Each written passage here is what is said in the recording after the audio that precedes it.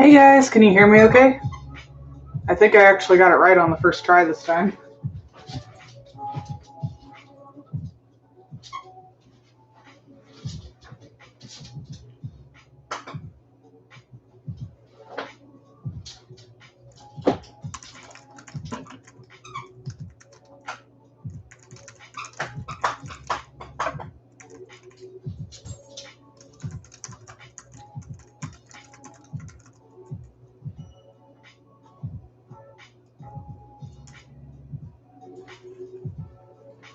So I didn't finish hand sewing everything this morning, but I got pretty far, so it shouldn't take me too long. I got around this side of the mouth and I got up about this far, so all I need to do is sew down here and around to the front. And then I think I might go back over and hand sew that a little tighter because there's a little more purple than I want. So I'm going to try and change that.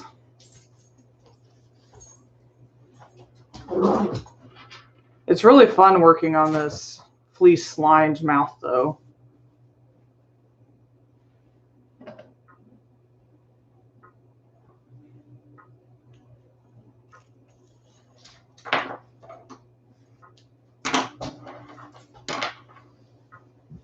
And then once I get this sewn, I'm going to glue on the ears and then I'll actually start trimming, which is a lot more interesting than watching hand sewing.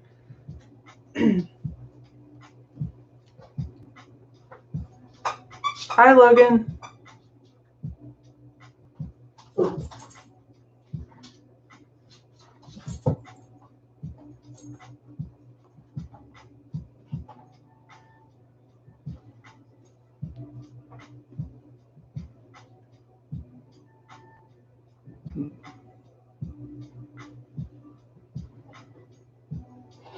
Not too bad. How are you doing?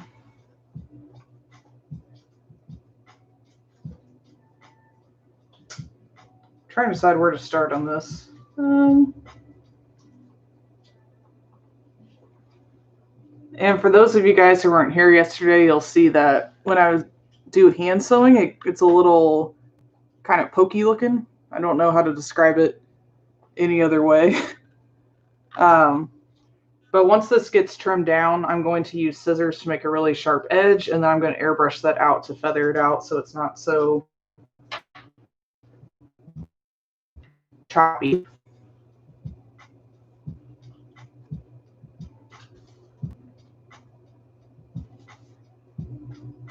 Hi, Ariel. How are you doing?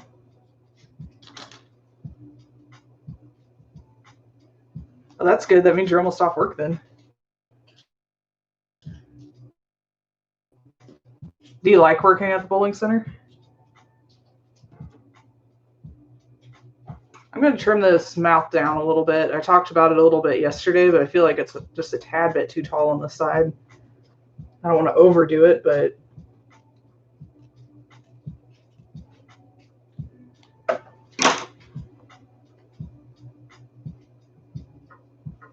hi, Dusty.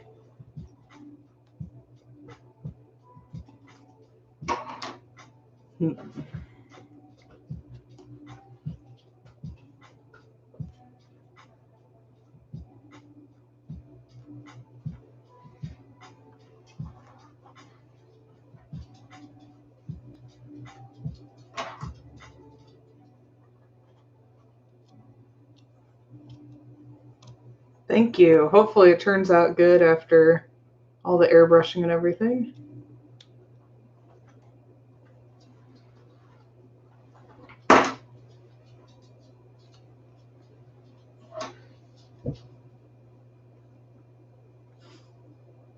I did these mouth corners kind of weird too. Like I intentionally wrinkled up the fleece. So it's a little weird to sew around.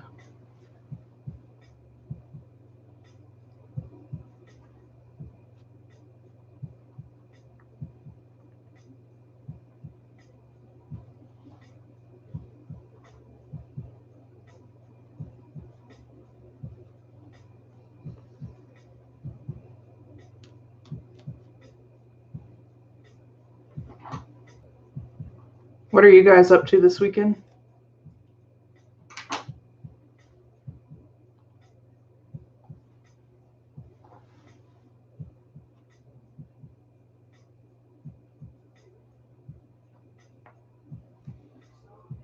That's true. I haven't bowled since high school, I think.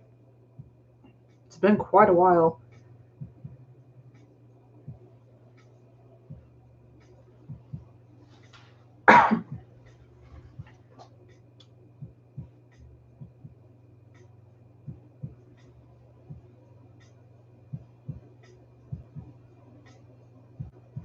Hi, Skana.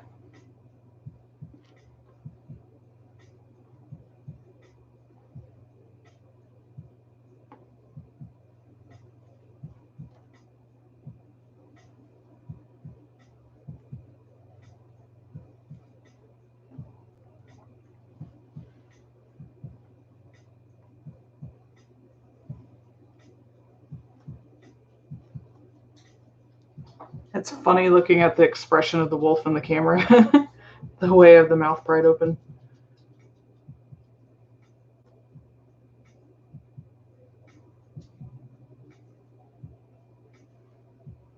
Usually when I record for Patreon, I have the tripod sitting down here beside me, pointed this way, so the angle's a little different.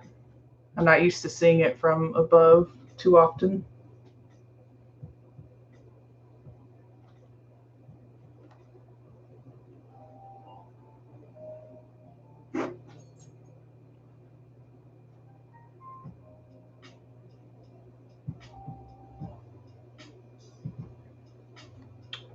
I'm not sure how long it would take. Maybe, I know when I send out like mesh and whiskers and stuff from the Etsy shop, that's first class, and they say give it 21 days to get from here to the UK. So I'm assuming that a letter would be about the same.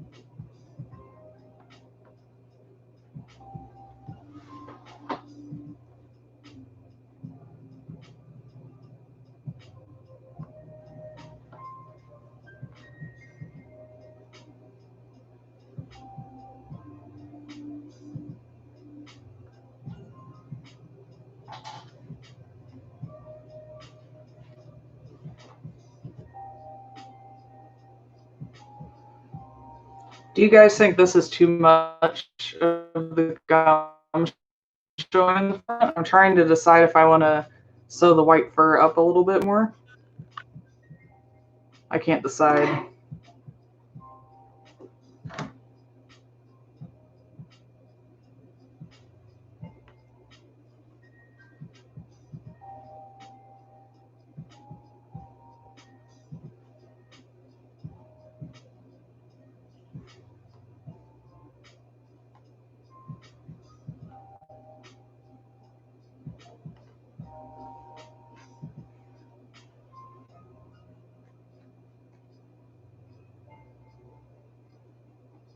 Okay, I wasn't sure because sometimes I worry that I have too much gum showing and then people ask if it's part bare or something. I've had that happen before.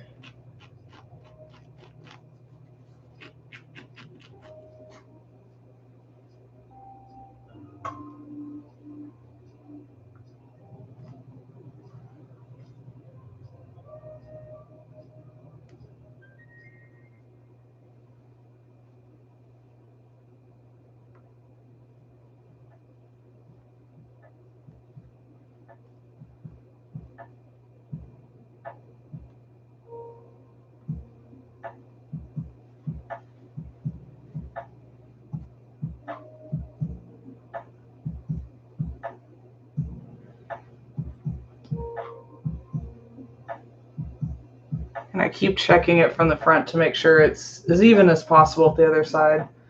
If it's off a tiny bit, it's fine, since I'll be airbrushing around it, but I'll try and keep it as close as I can.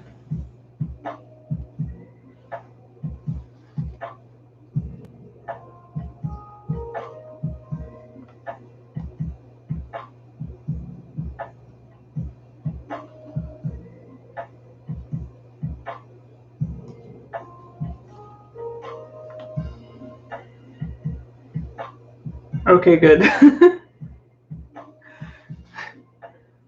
I can't even remember. Oh, I think it was the hyena I worked on. I had people ask me if it was a bear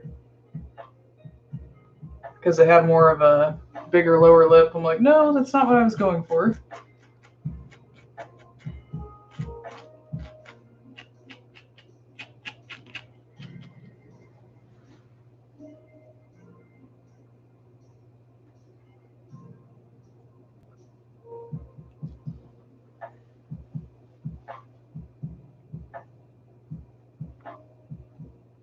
It's always funny too, like showing fursuits to people who aren't really familiar with different animal species and see what they think different things are. Like when I've made corgis before, people have thought they were foxes. In the fandom, people knew that it was a corgi, but showing it to just a random person.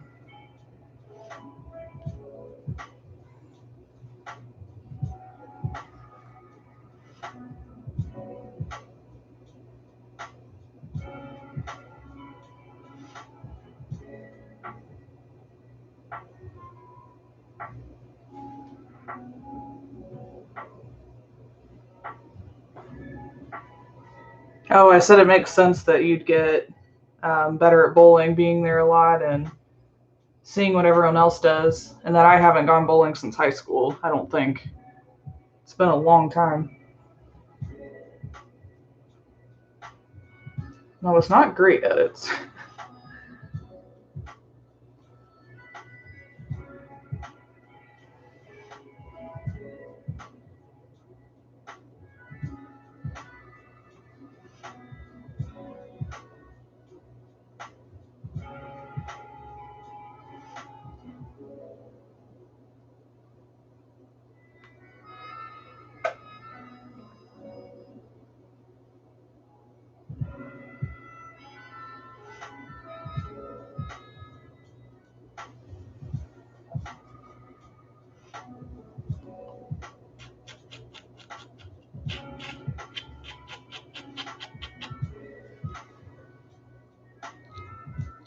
I don't know if you guys who make suits have one of these brushes or not, but they're amazing. Like the little fingertip brushes. That's what I keep using on the edges over here.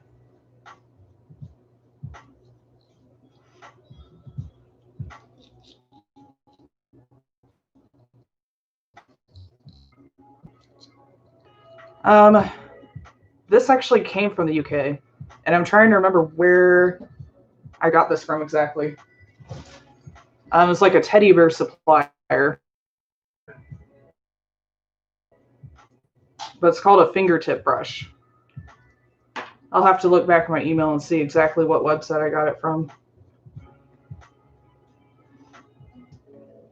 I know, me too. It's really funny seeing that people can't tell the difference between like coyotes and wolves and yeah, different species of foxes and cheetahs and leopards.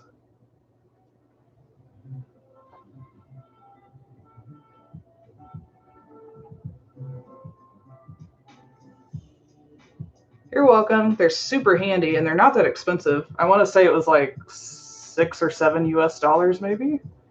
I bought two of them.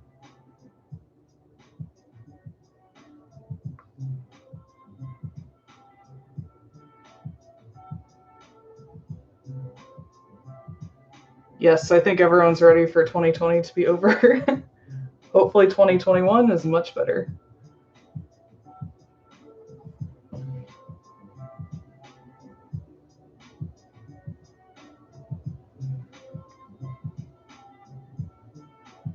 I think the brushes are just called fingertip brushes.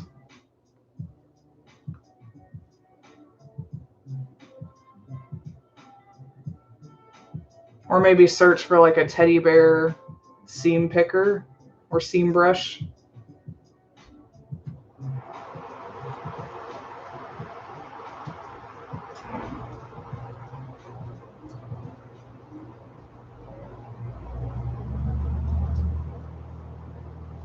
Yeah, they're really great to have on hand because it's much easier than using a needle or something else to try and brush fur out of a seam.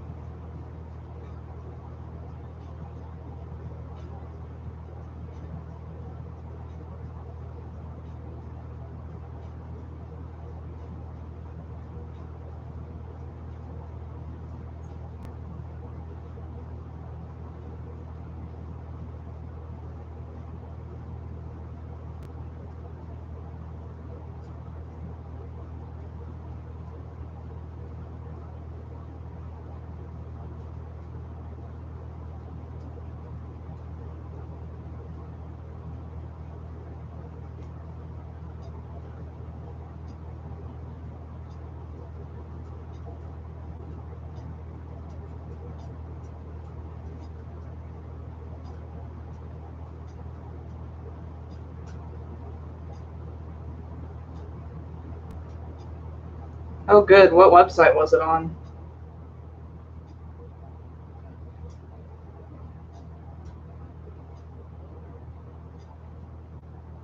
Hi, Stein.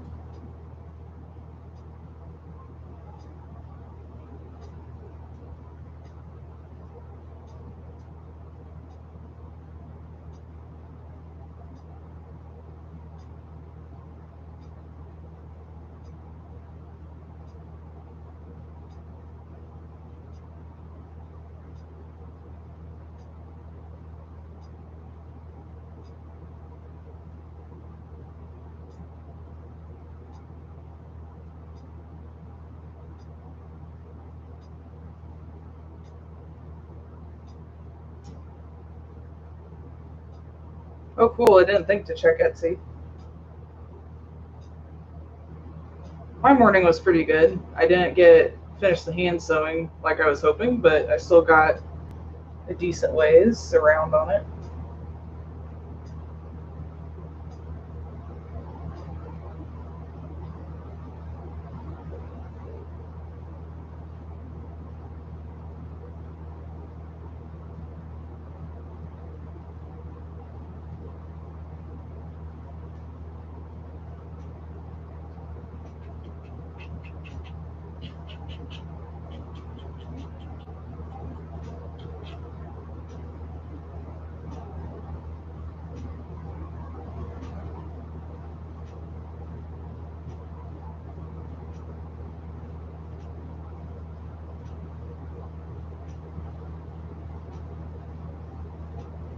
Well, that's awesome. It's always fun to find out that someone's a furry or into different fandoms and stuff you like. Oh yeah, I had the rest of the main wolf go last night.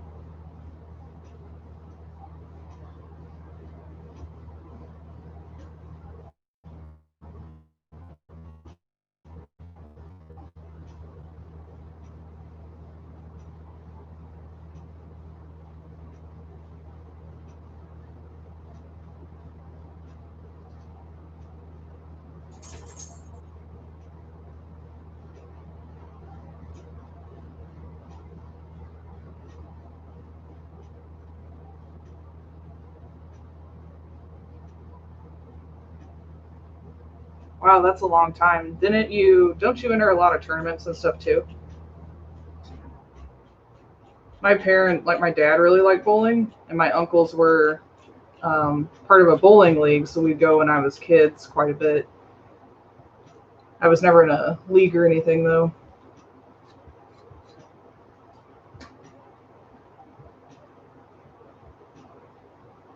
Well, that's good. Cutting out the fur is half the battle because that's kind of boring and tedious.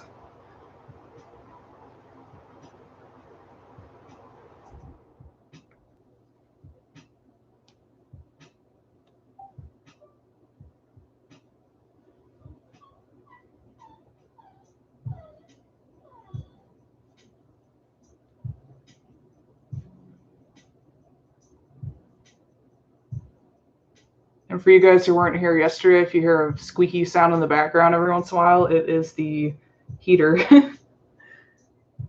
When it turns off, it's just squeaky.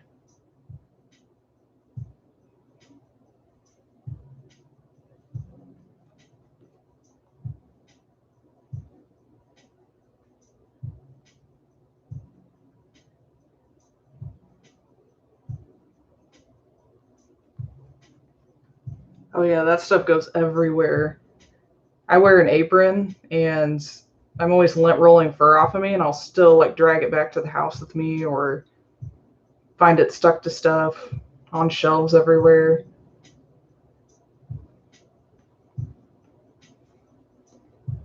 I just got an purifier a few weeks ago, so I'm going to open it up soon and see how much fur it's picked up. I'm really curious.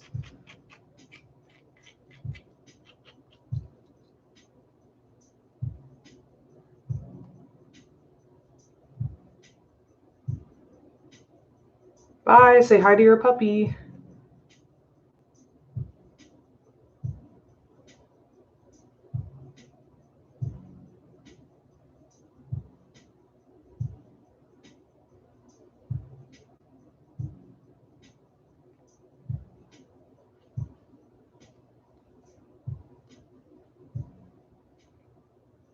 so close to finishing the front, and then I'll come back over and do the side, and then I should be good. I might touch up an area right there too, but pretty close.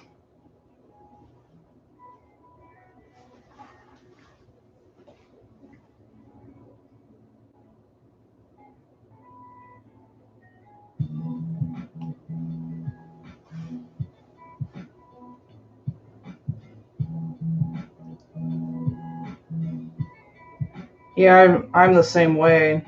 I've wanted an air purifier for a while, but I kept putting it off because I hate spending money on stuff I don't need. So, but I think it'll be really helpful. And I guess I do kind of need it because it's probably not healthy.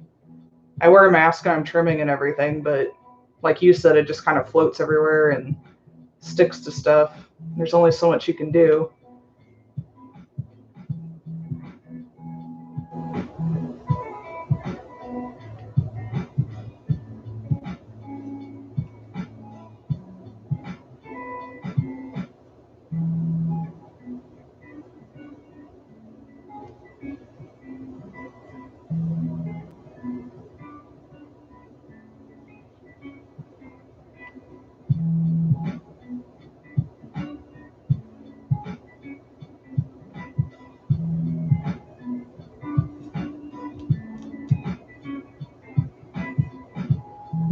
Yeah, especially if it costs money.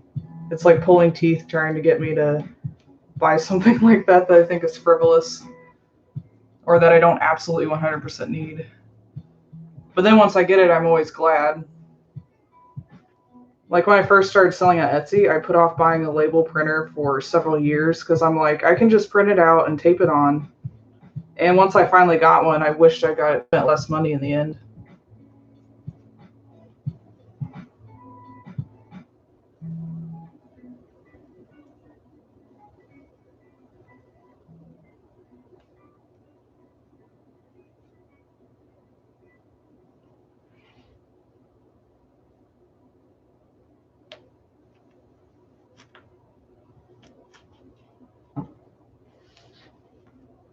Okay, I got the front done. I just need to tie this off.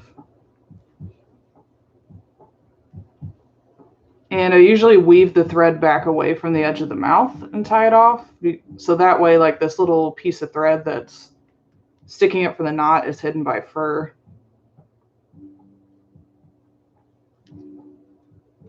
Because sometimes it can be noticeable if you tied it off right at the gums or edge of the nose or whatever it is.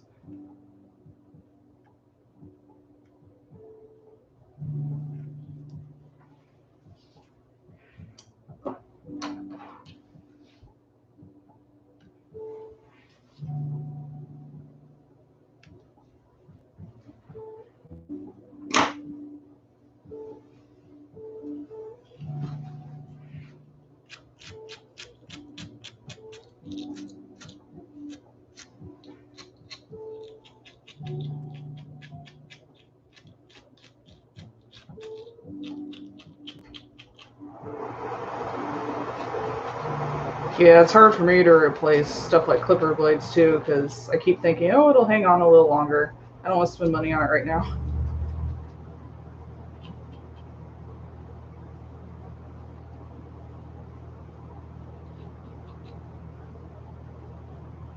Like with one of my airbrushes, I had a part that I knew was wearing out and I need to get another one, but I kept putting it off because it was like 25 or 30 bucks for this itty bitty part.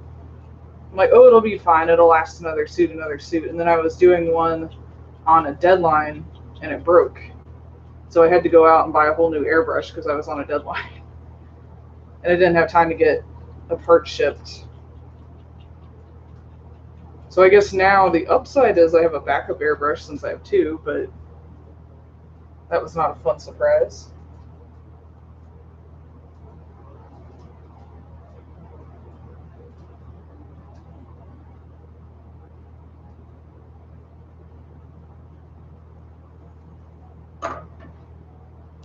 Oh, I've never tried the ceramic blades.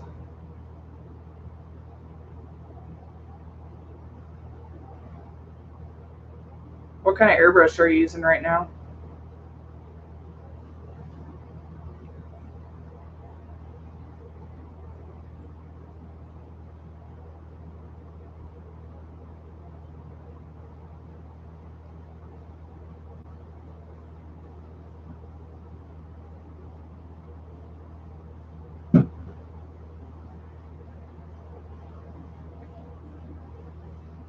purple on this side sticking out a little more, so I'm going to touch that part up real quick.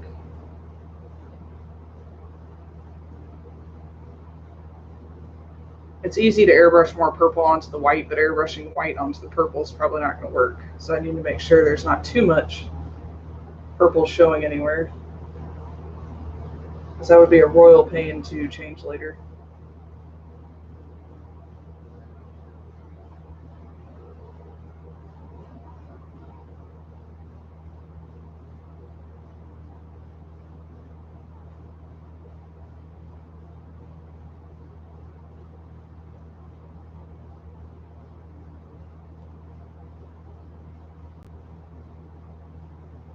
When I got my first one, I got a good airbrush, but I got a crappy compressor. And I had so much trouble with it. I thought I was just bad at airbrushing and I hated it and was always fighting it. And then when the compressor finally died and I forced myself to go get a decent compressor, it made a world of difference. Like, it kept getting clogged. And when I got the new compressor, it was able to do more PSI. So it would not get clogged nearly as often. And that was a game changer. Airbrushing started taking like half the time.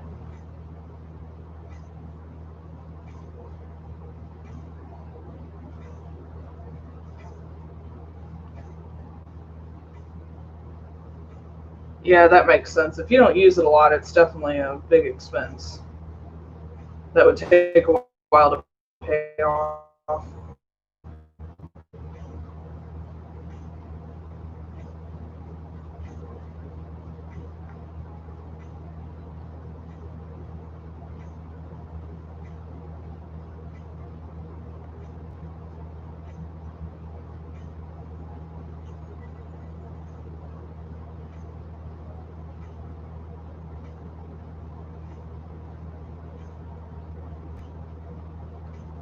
So we had the opposite problem.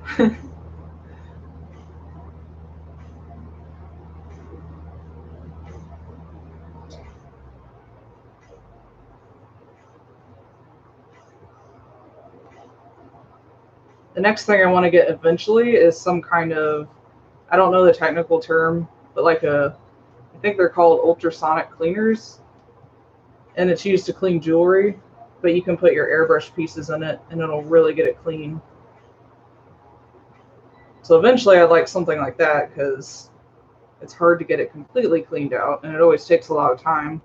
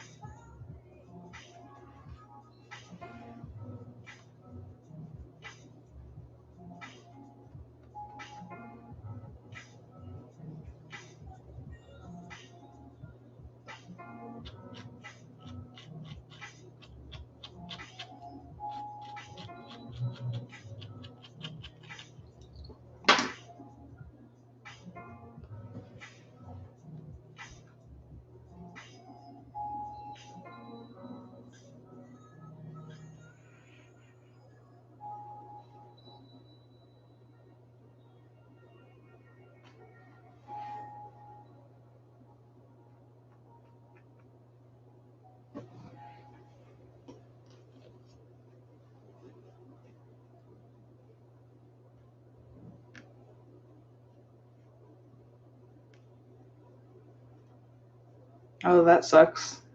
I guess you could use it to buy something fun for yourself. It's not work related.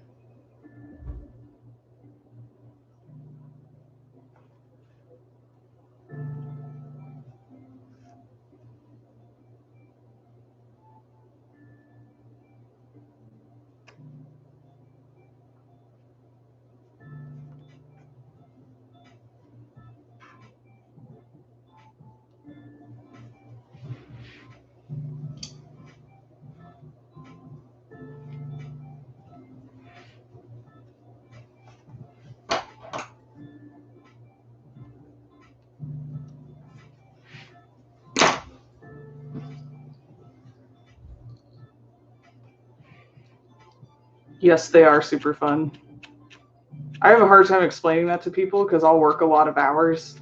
And people are like, why don't you take a break or do something fun? I'm like, but it is fun. Hobby and work kind of overlap. I have some other hobbies, but yeah, I definitely say costuming is also a hobby as well as work.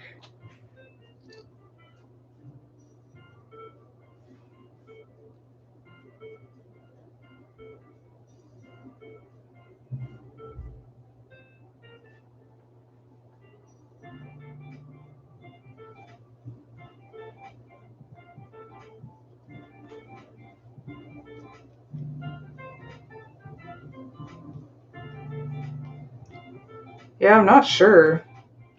Do you do any other crafty stuff or play video games or anything?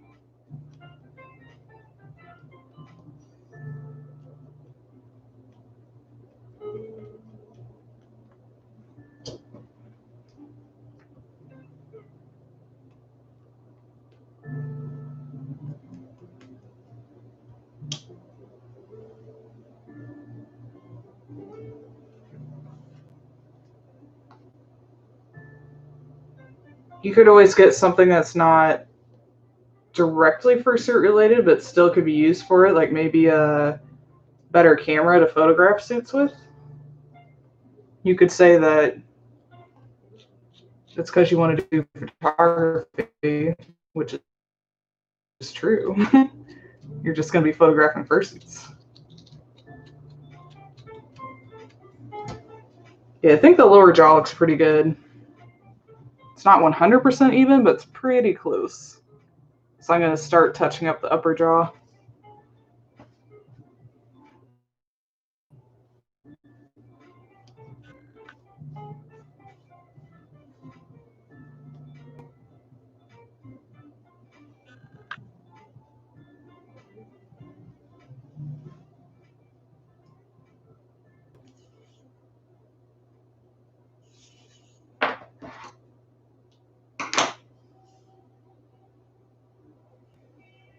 I'm trying to think of what else you could get. Maybe some software or something that you don't have, or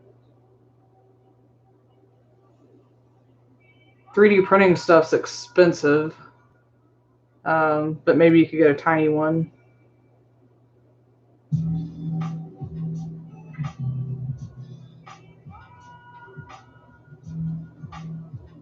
Get fancy airbrush paints.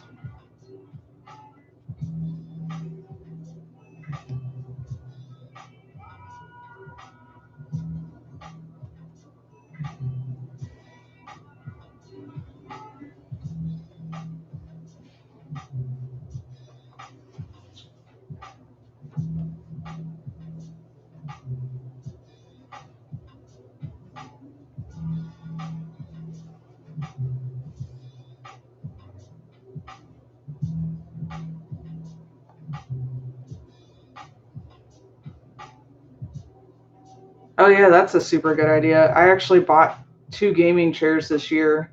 They weren't really expensive ones, but I got them to use as sewing chairs.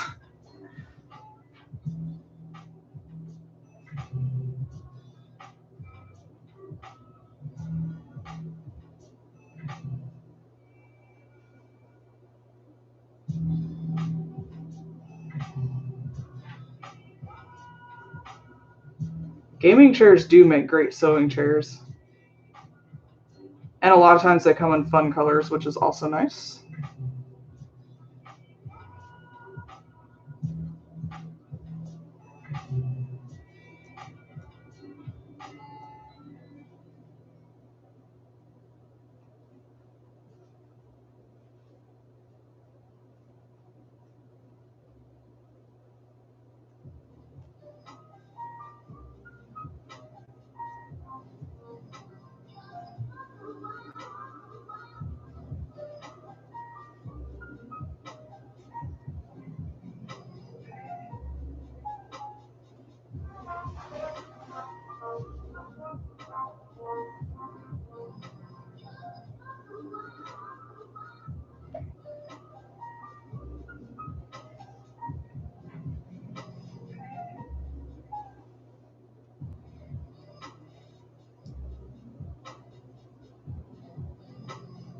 How much do bowling balls cost? Oh my gosh, a back massager sounds amazing. Get a massage while sewing.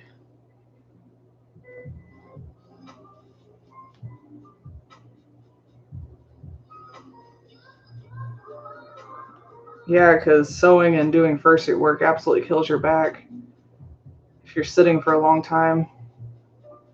It seems like no matter what you do, you have to be kind of hunched over a project to see it properly. Because even when I'm working on this table, I have to lean over stuff.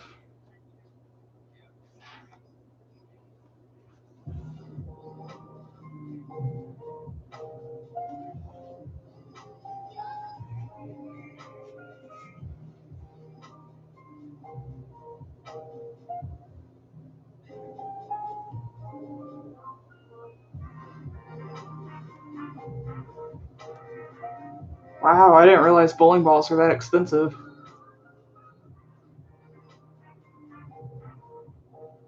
But I guess sports equipment, no matter what, is going to be pricey.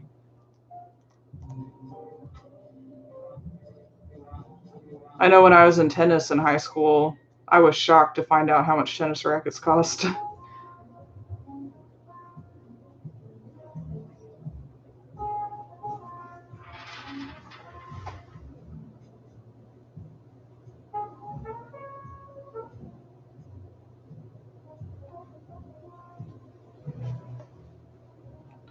Yep, I always end up sore or injured every time.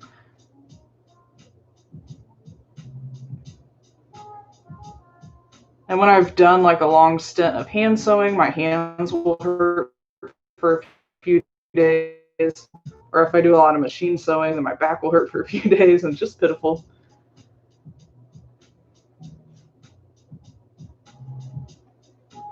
Hi, they do not have a name yet.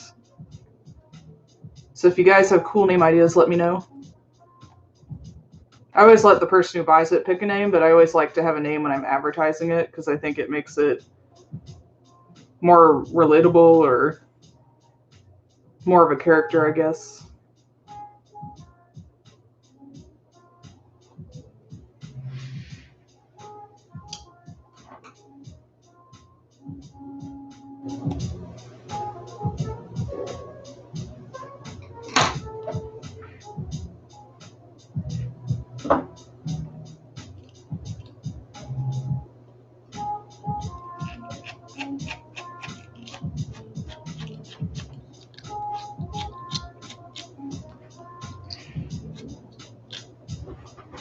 Wow, 120 a month is expensive. That'd really add up.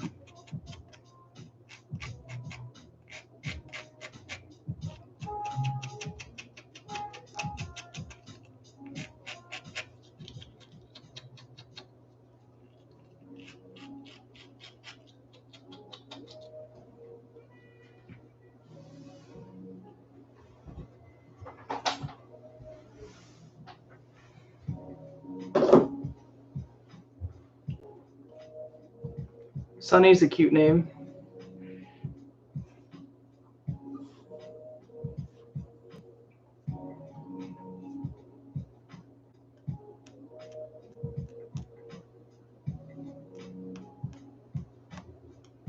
You had two expensive hobbies combined. Bowling and fursuiting.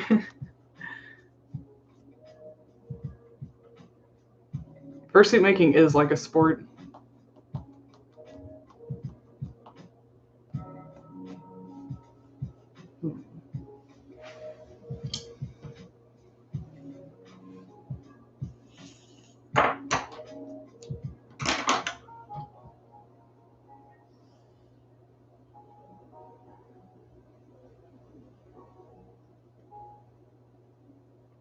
Yeah, that's definitely why I started making suits.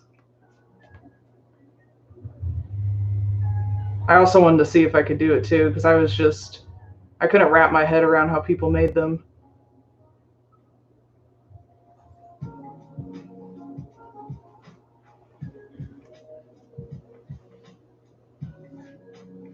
It's going to be really hard sewing this mouth corner. Kind of wants to roll around.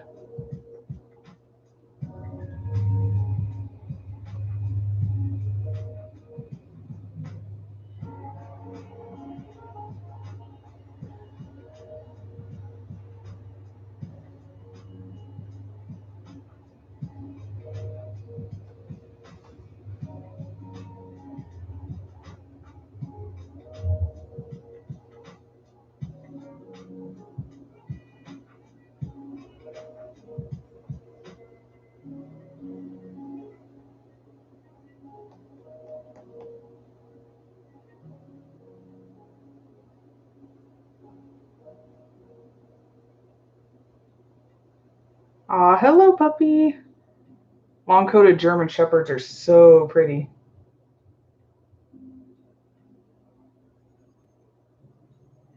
Yeah, that's what my friends and family thought too, is that I would eventually, get bored of doing this and give up on the idea, but that definitely did not happen.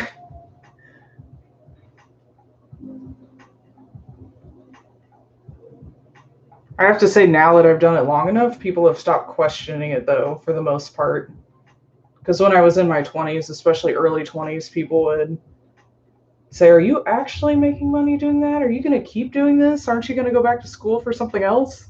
It's like, no. So once I got my 30s, it seemed like people just kind of took it at face value and stopped asking.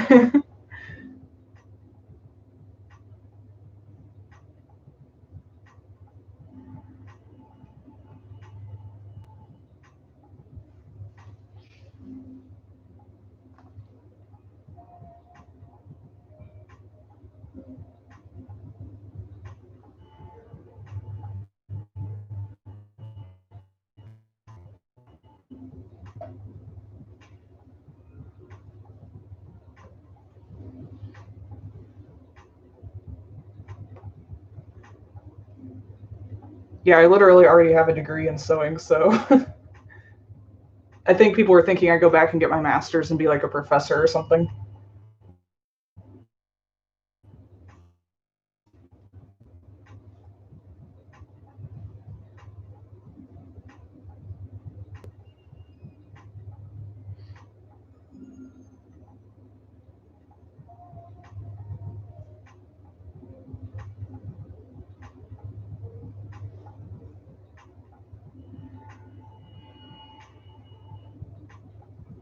Yep, exactly.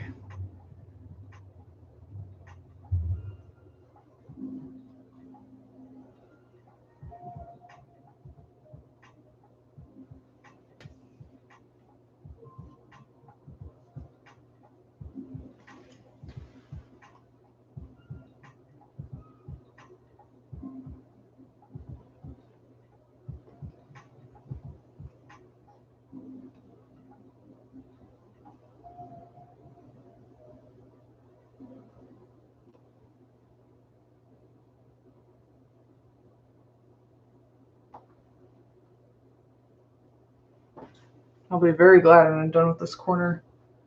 This side's driving me crazy. Okay.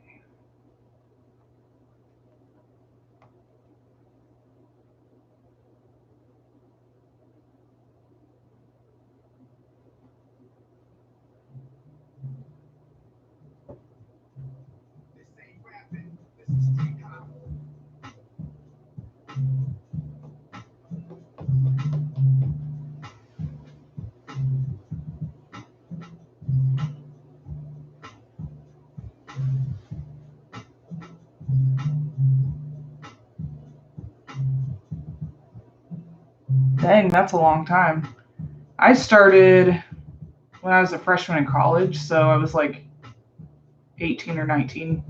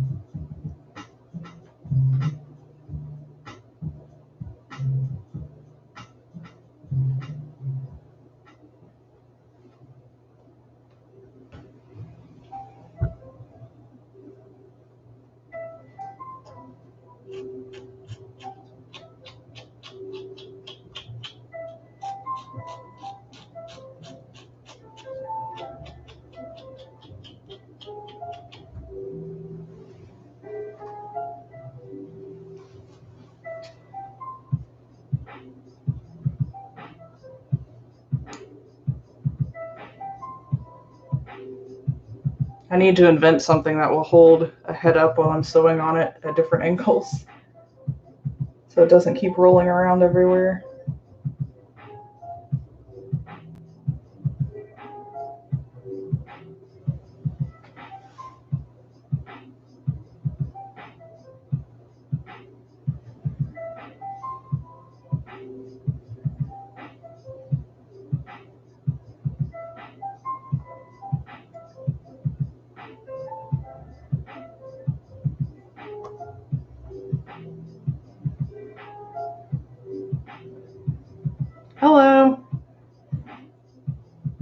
Yeah, it's a really good hobby to get into. When I was in high school, I did more illustration type stuff. And the only sewing I'd really done was just kind of little crafty things, like pajama pants.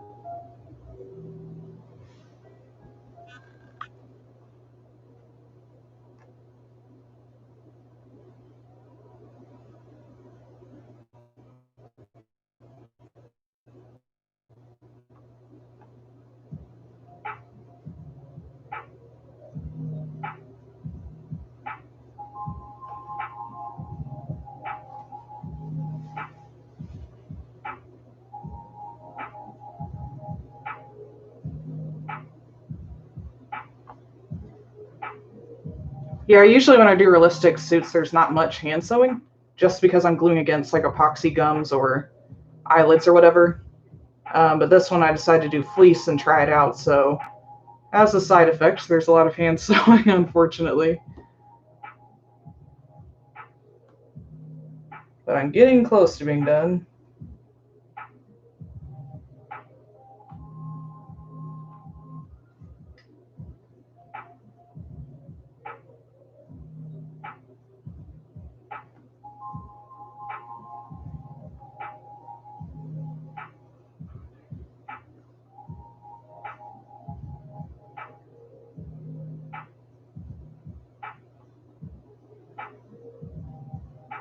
I'd say either the sewing of the head or gluing it down are my least favorites. With the sewing, I don't mind it at first, and then I start getting bored because it takes a while. With gluing, I just get impatient because I'd rather get to the trimming part.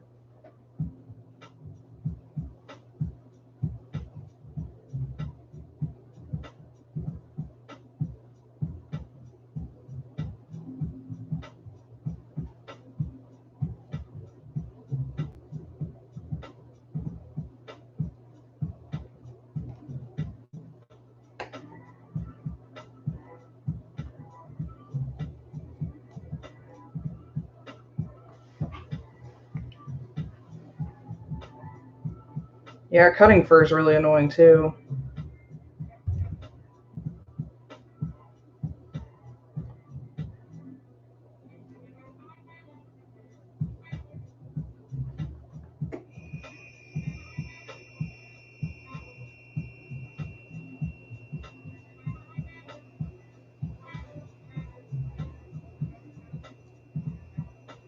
Yep, it gets on everything, and no matter what you do, you cannot get it to stay in one place. It wants to fly all over stuff, and it's all over you and the shelves.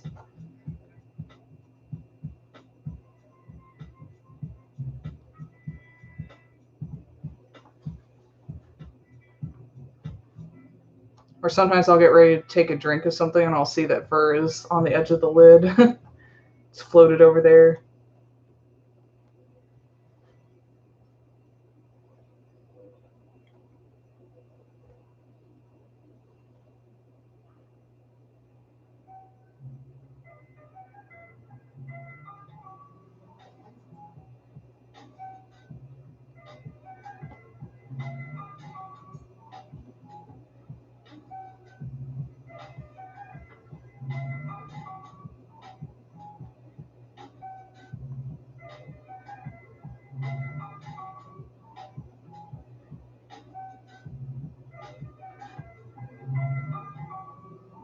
Yeah, when I do anything where there's going to be a lot of fur, like trimming, definitely wear a mask.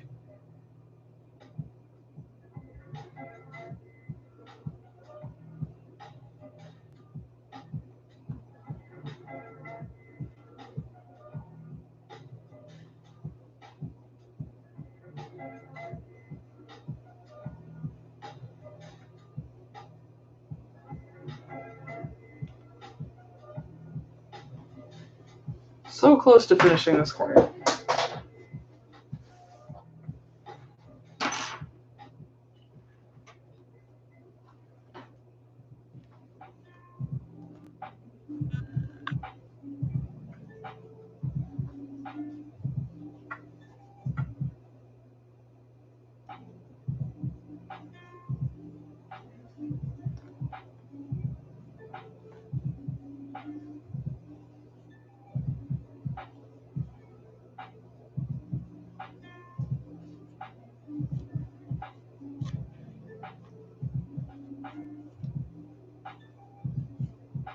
It's kind of hard to see what I'm doing in this corner too.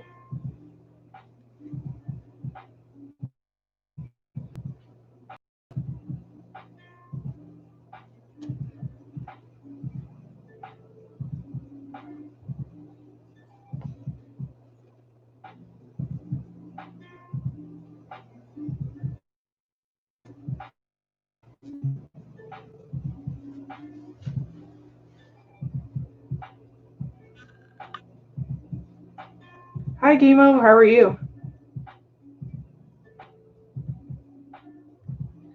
The mini brush is called a fingertip brush, and someone posted the link to where to get it earlier, but they're meant for teddy bears. So if you just look up like teddy bear fingertip brush or steam brush, you'll find these, and they're like $6, so they're not too bad.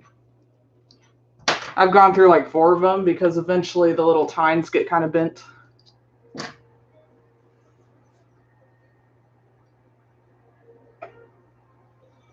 That is a super smart idea. I'll have to try that sometime. I hate it when you're trying to glue something on the inside of a head or work on something and it's just completely dark. I usually try and stand under a light or something, but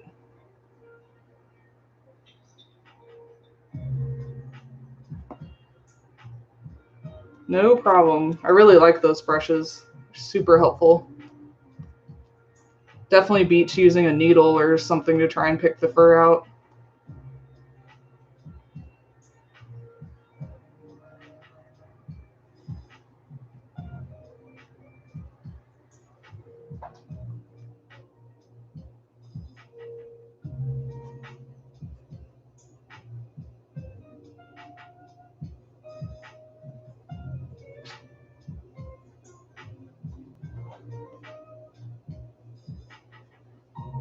Sounds good. Hopefully by then I'll be doing the actual trimming part.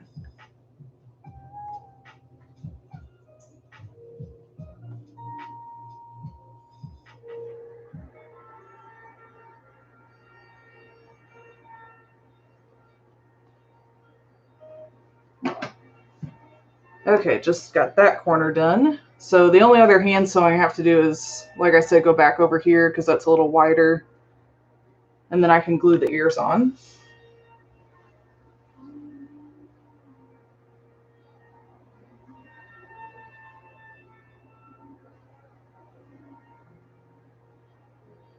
And technically with the ears, I need to hand sew them down at the base, but I'm going to wait to do that until I get further along with the trimming.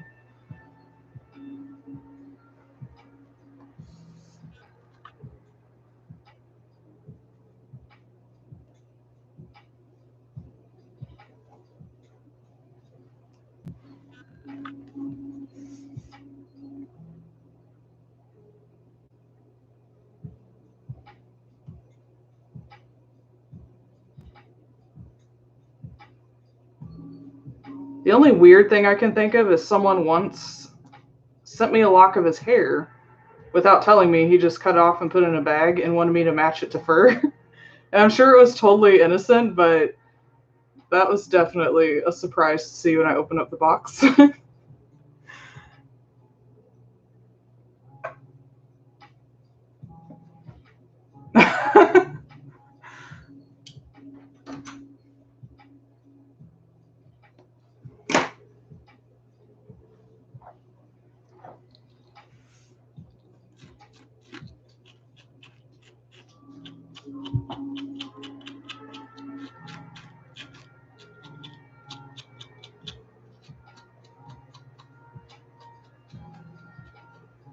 Most people are really great to work with, though. The only problems I run into sometimes is with Etsy, and that's just usually people who want to buy stuff for Christmas or a birthday or something. They buy it too late, and it doesn't get there in time, or they get charged customs fees and they weren't expecting it.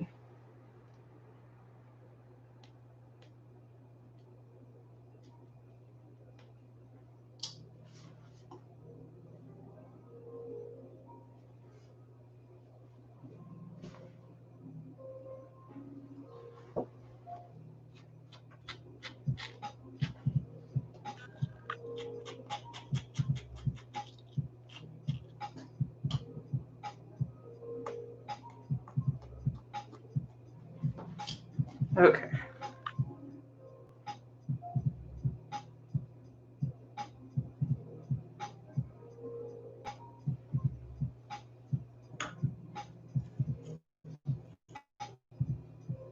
Yeah, when you're paying less money for like a new maker, it's kind of expected.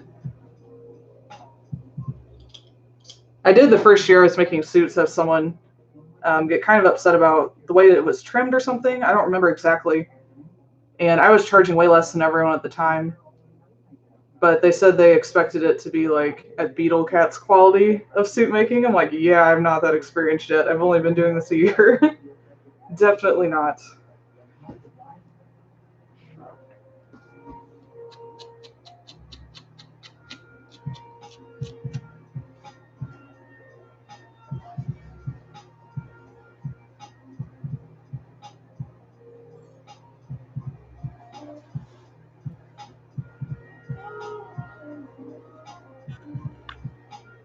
Yeah, pretty much. Sometimes you'll get lucky and catch someone who's just starting, who's had experience in other artistic fields and is really, really good and undercharging. But yeah, for the most part, it's get what you pay for.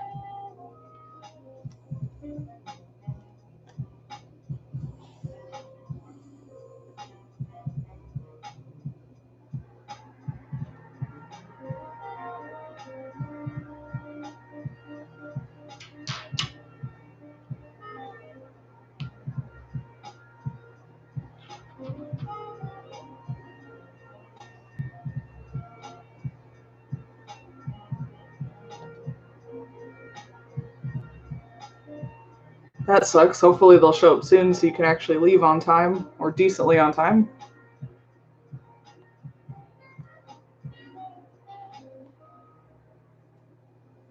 Oh yeah, I used to get that a lot. Probably the first 3 or 4 years I was making suits, I'd get that a lot.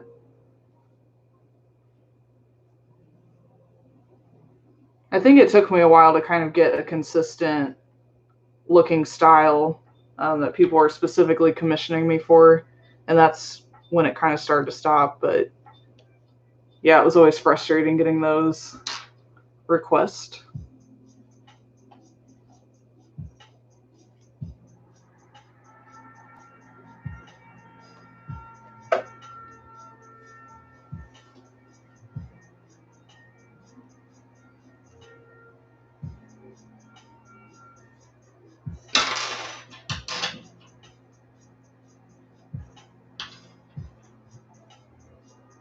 This part is hard to sew through because there is a decent amount of glue under the gums. So I have to keep using the thimble on this side.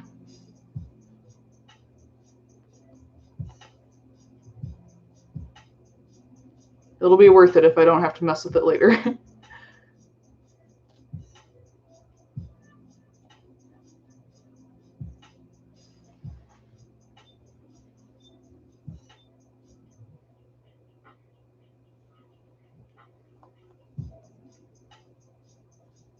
Yeah, that's usually the case, and that's really, really frustrating.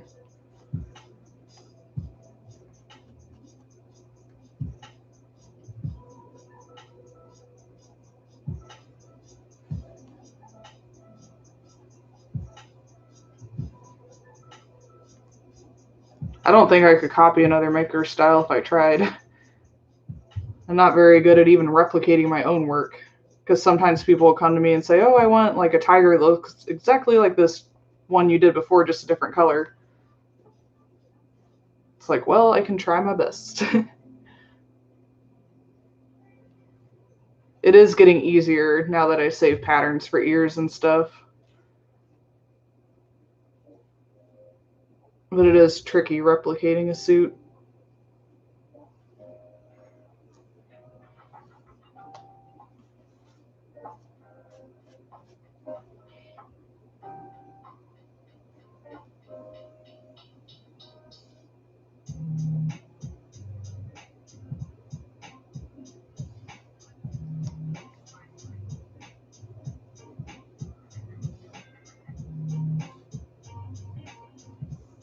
Yeah, that's kind of crazy.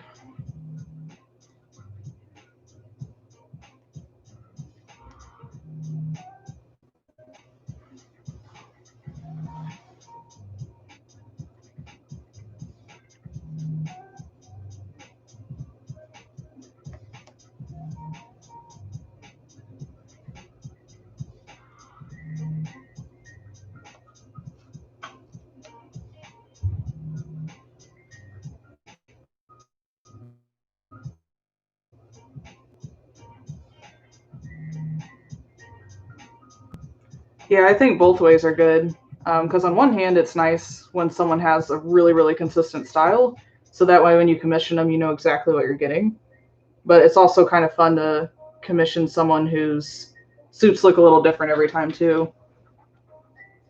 It just kind of depends on the person. If they want to have a little bit of surprise and something more unique, or if they'd rather really know what they're getting.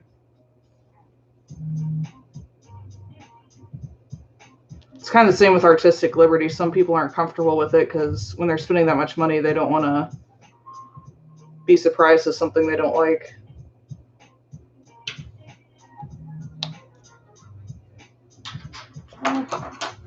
This keeps wanting to get stuck in a different part of the gums I don't want it to.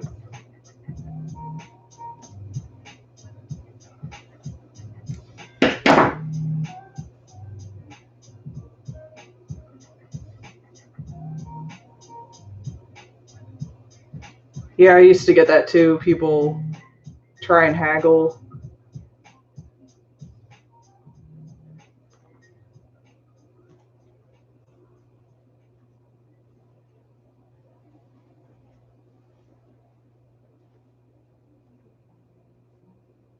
It will get better over time though, because eventually people stopped doing it to me. It just took a while.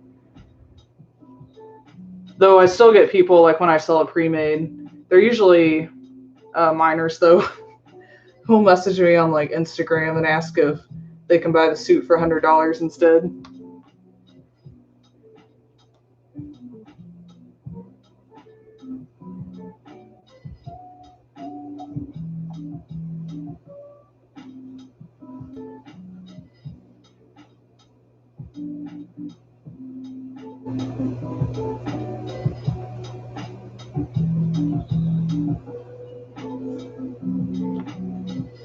Wow, was that on Instagram?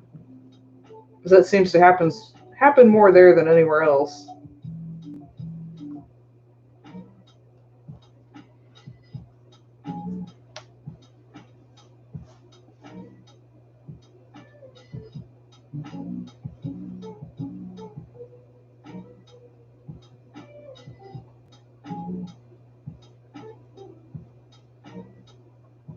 But yeah, I don't check my Instagram messages super often because I seem to get a lot of messages like that aren't anything important. Wow. And that is somehow supposed to make you want to haggle with them and lower your price?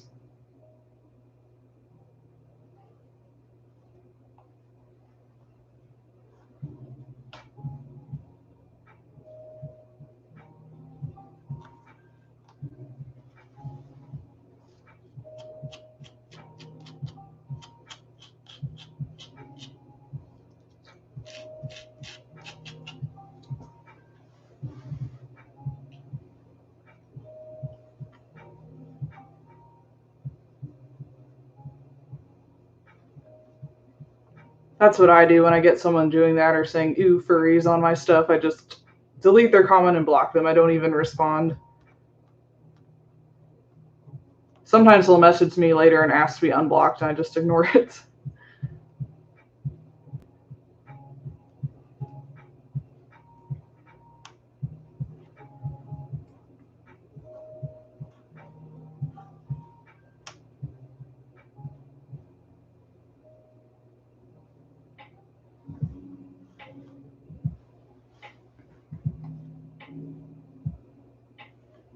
Getting pretty close, like another 1.5 inches to go, and then I can glue down the ears.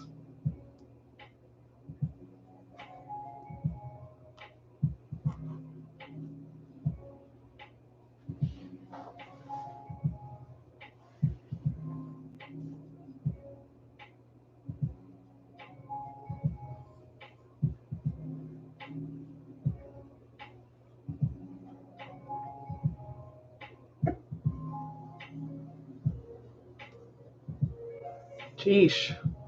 Yeah, in that case, it's good to have a screenshot, just in case.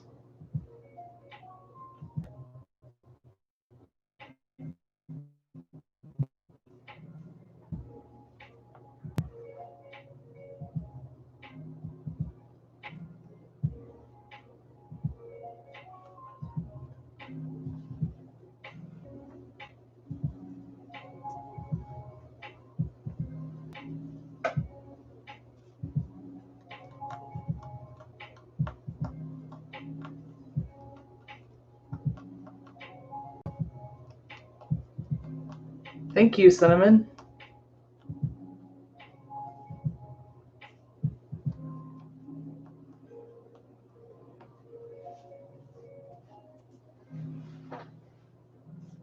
Yeah, it's kind of crazy what a problem Instagram can be with comments like that.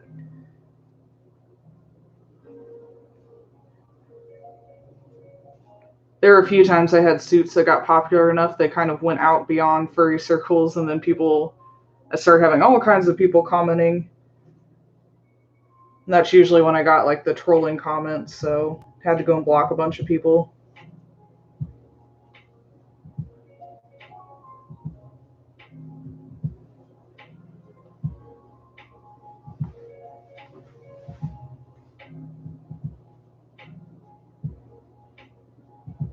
Yes, I do commissions, but I'm closed for a while. I just open up like 1 or 2 at a time. Yeah, exactly. If someone was, asking for a slightly, like $100 off or something, it's much more reasonable than going all the way down to $35. I don't get them quite as often, but I used to get a lot of emails asking if I give them a suit for free. And again, I'm assuming most of these people are minors, but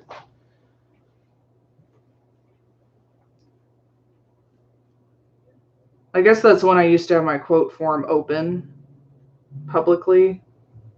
But I did take that down eventually.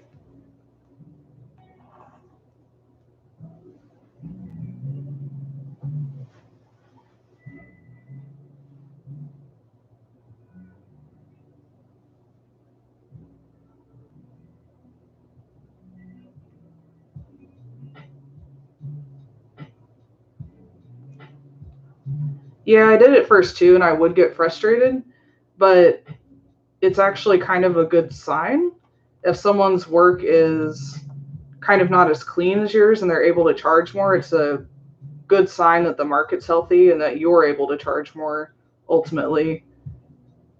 So yeah, at first I get really frustrated, but then when people pointed out to me that, it's actually a good thing, that's kind of how I look at it.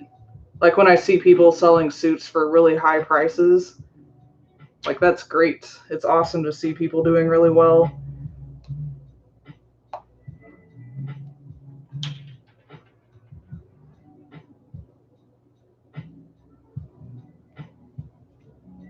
Yeah, I still get minors too, and even when I sell pre-mades, it wasn't the last pre-made I sold, but the one before that, I had a minor trying to buy it for like a week straight. They won the auction, and they were pretending to be 18, so it took me a while to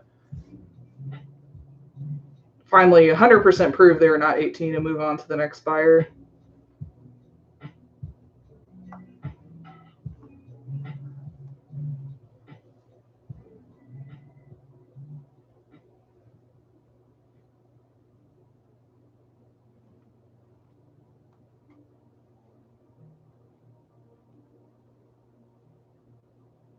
Prices vary depending on what it is, but full suits start around 5,000 usually. Because I'm very slow.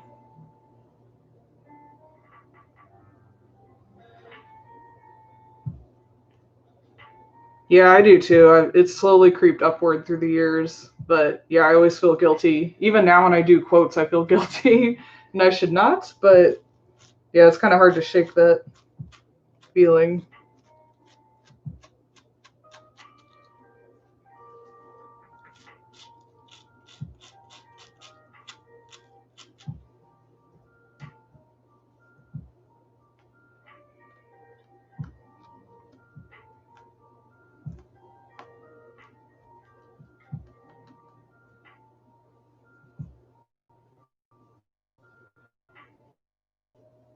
It's a wolf, but it definitely looks like a fox right now. So hopefully it'll look more wolf-like when it's done, but since it's a pre-made, if it doesn't, I'll just say it's a fox-wolf hybrid.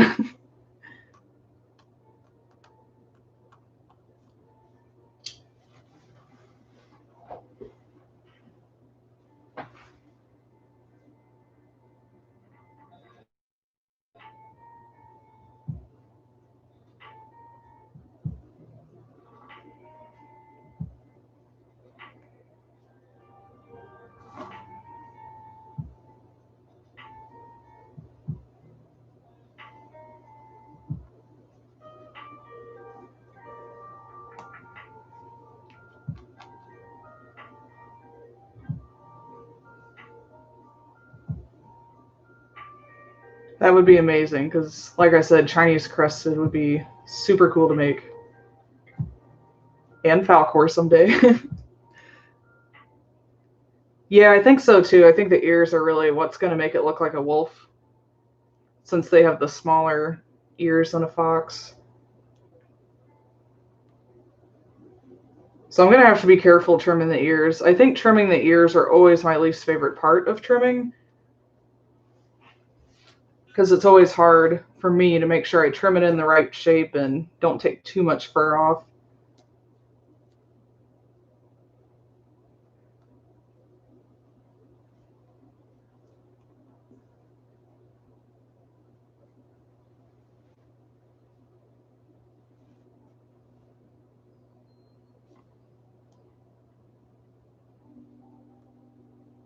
Last night I was thinking about how now I want a giant Falcor plushie. That's like the length of my couch.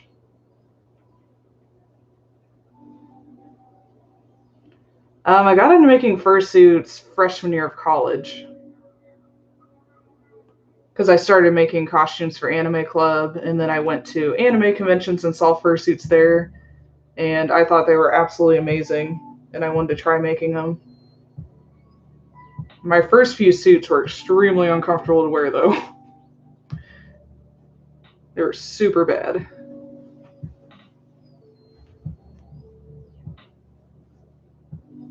Just got about half an inch left, getting so close.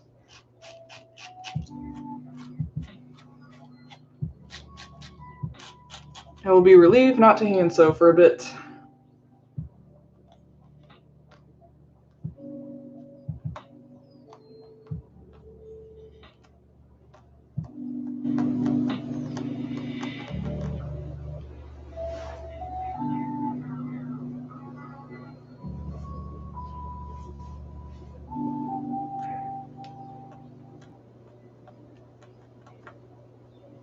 Yes, that would be perfect.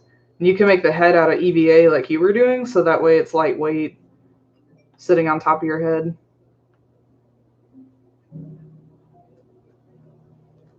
I'm not sure how you do a moving jaw if you did one. If it was on top of your head, I know people have done it.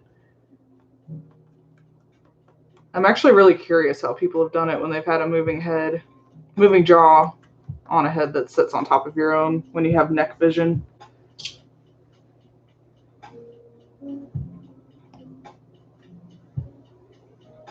That'd be fun to do for the Eastern Dragon, like I was talking about too. When I was cleaning earlier, I guess it was a few months ago now, I came across the drawing I did when I first started making suits for like this Milky Way themed dragon. That'd be kind of fun.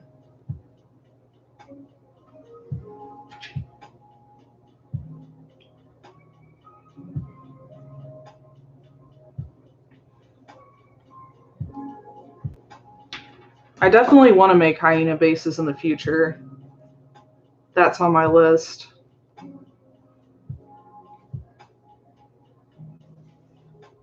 I want to make a hyena and a horse and some kind of bird, maybe a crow.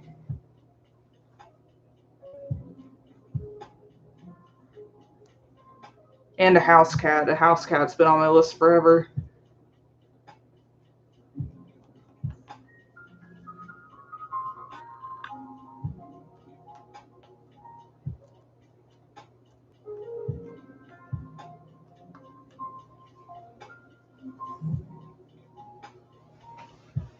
That would be amazing.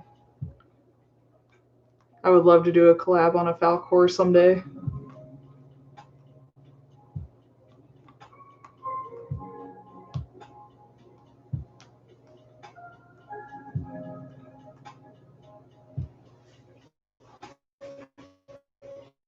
Hyena too. It was super fun though.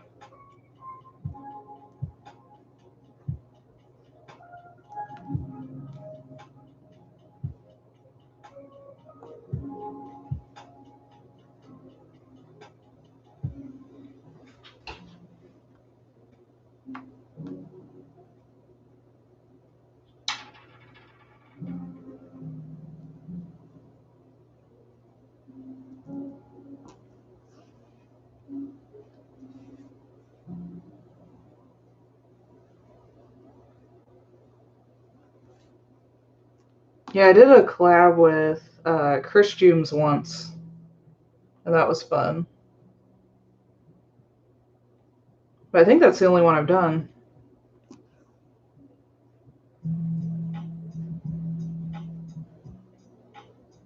It'd probably make the process a lot faster too.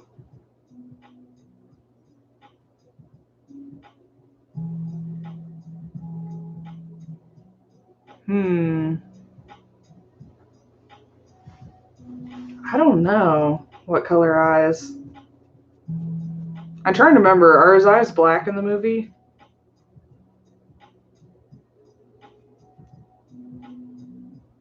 So you could do like a blue or dark green maybe.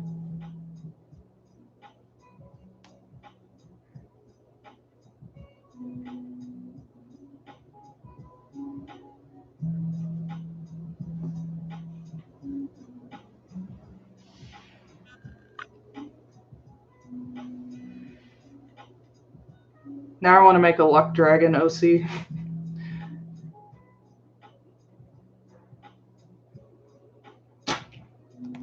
Okay, I finally got to the corner of the mouth.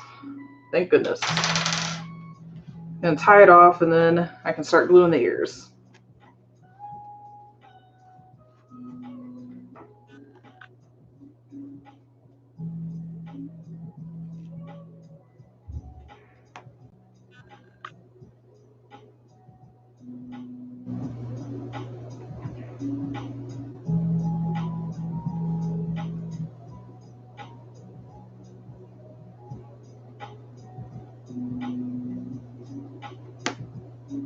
Yeah, his eyes could be like a dark brown then on the suit.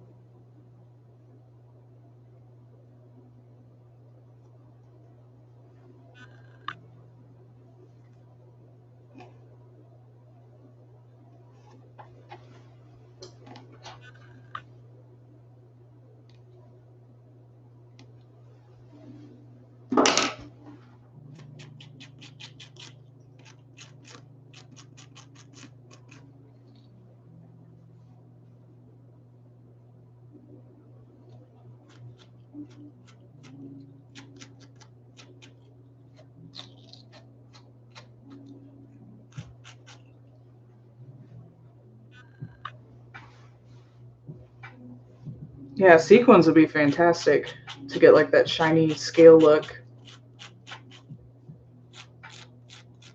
When I've thought about it before, I've thought about hand sewing a bunch of scales, but that would be a nightmare.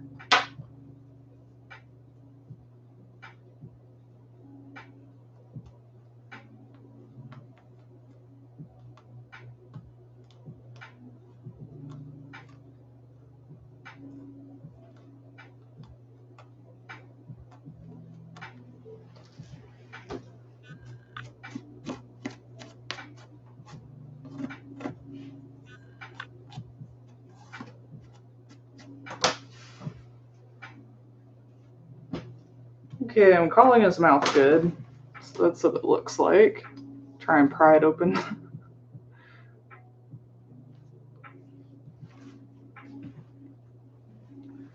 Okay, again, try gluing on the ears. Do not enjoy gluing on ears either.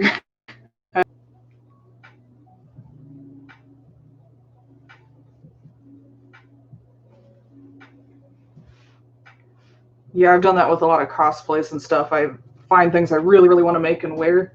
And then when you think about all the time and money put into it,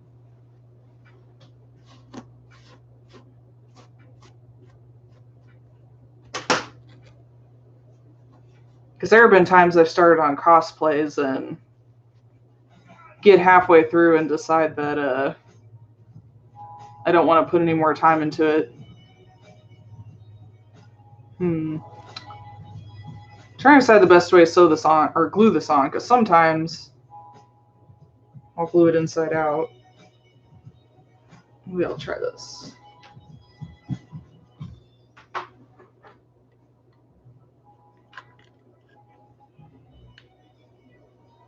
See how that goes first.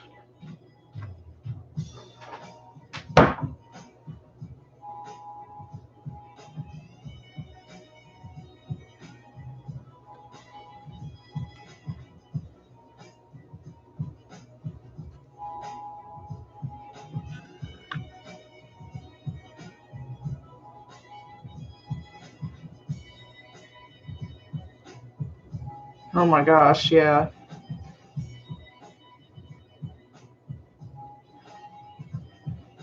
I was looking into making a giant chocobo puppet that I would actually wear, but then I would have like one of those costumes where it looks like someone's like riding an animal, but your legs hanging off are fake, kind of like those Halloween costumes. I wanted to do that with a chocobo and have its head be a puppet essentially. But when I started looking into all the work and ordering all those, fake feathers to put on them, or even if I made feathers myself out of felt, it was just a ridiculous amount of time and money, even though it'd be amazing.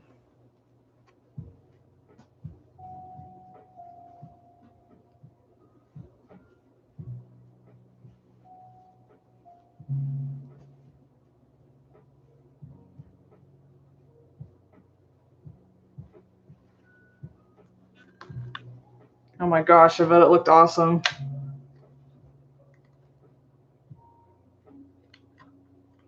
I think it'd be fun to do a Pokemon like that too, because it was years ago. It was probably 10 years ago now. I saw someone cosplaying Yellow, and she was on a Doduo, and it was that kind of style of costume.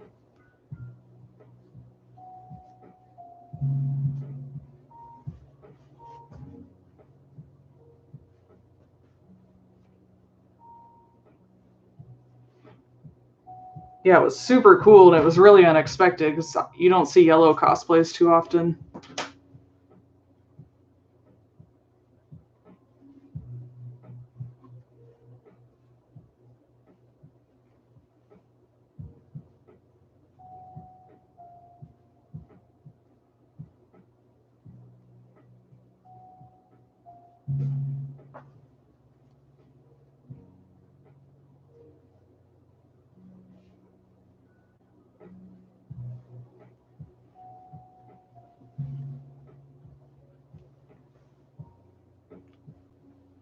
So far, I think the ear is gluing on pretty good. I'm going to start gluing the other side so that can set up. Yeah, money definitely gets in the way with making fun costumes. I've made some human cosplays and stuff too, and just buying all the fabric for that gets really pricey.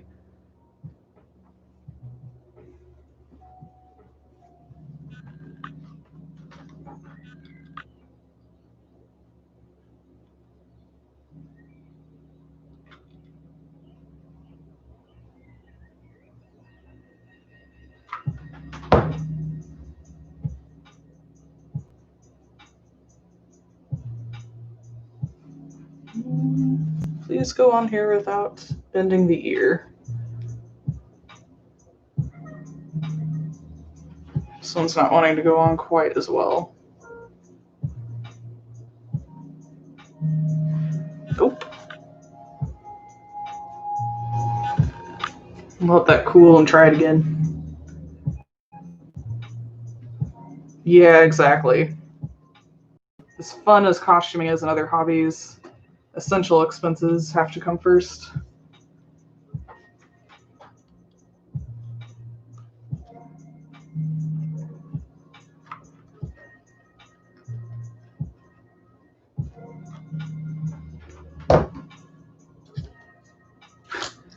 All my popsicle sticks from yesterday are stuck together. Okay.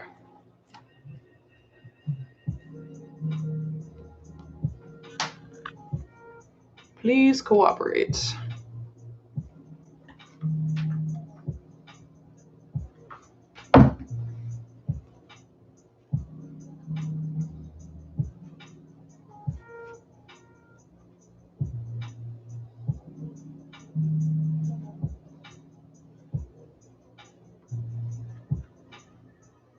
Yeah, pets definitely come first. I spend a ton of money on Merlin. Always buying him treats and food and different toys and stuff. And then I always find like I was at Aldi the other day and they had little hoodies for dogs. I'm like, he needs a hoodie. It's cold outside. Yeah, it's kind of surprising that rats go through a lot of food. I would think that they wouldn't eat too much, but this seems to look pretty cool with the purple wrapping around the front, so I think that'll work out pretty good. Okay, this side cooled, so I'm going to try this ear again. I'm just going to do a smaller section this time. It was wanting to fold over, which happens sometimes. Okay.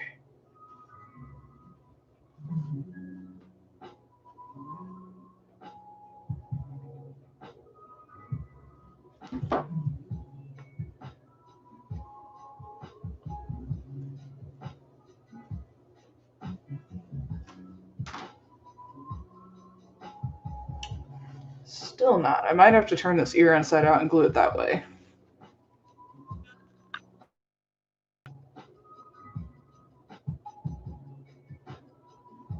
Sometimes this method works really well, gluing it inside out, but then other times it doesn't. So we'll see. Just doing a small section so I can pull it back off if it doesn't work.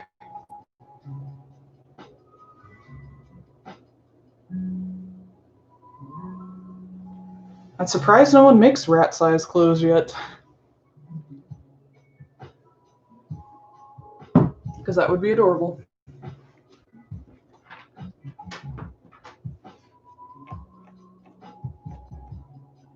My friend has dressed her bearded dragon up in different outfits.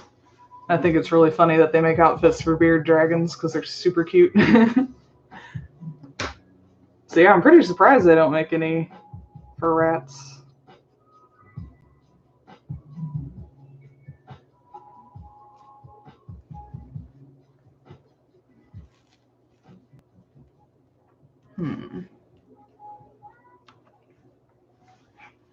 Sometimes ears are hard to glue down too because the glue stays warmer longer, so it has more time to pull away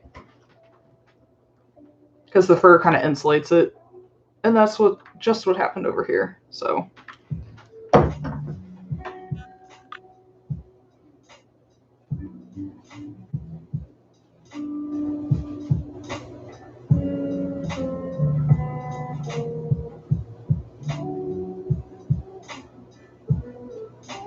that could be another business to start as a rat clothing line.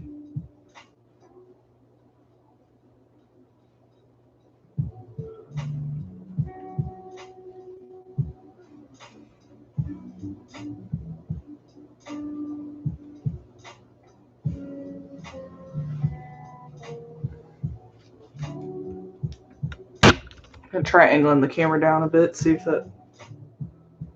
Nope. Made it worse. Back up.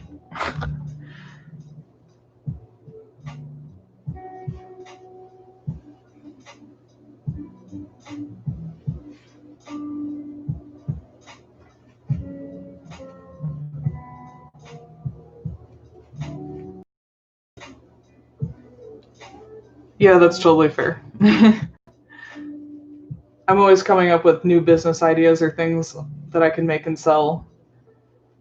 And it's like, no, I've already got plenty of suit related stuff to do.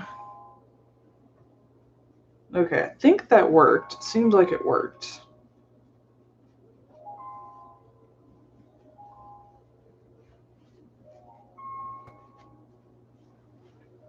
Trying to be careful where I put the seam right here at the purple and red.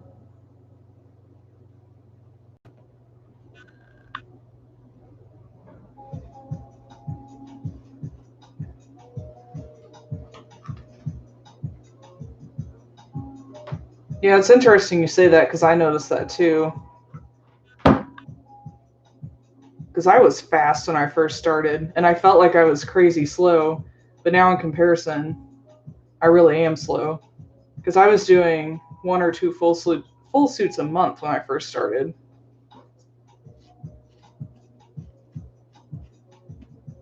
And like once people paid me, I was starting immediately right on it and moving through stuff pretty quick.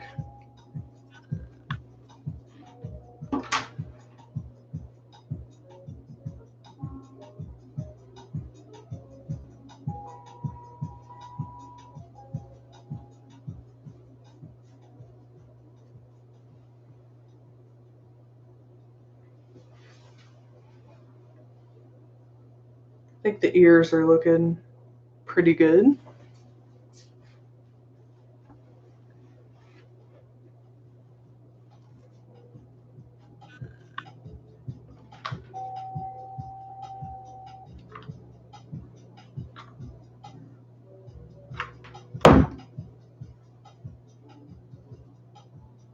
That orange fur is wanting to get stuck in the bottom too. Bottom of the ear.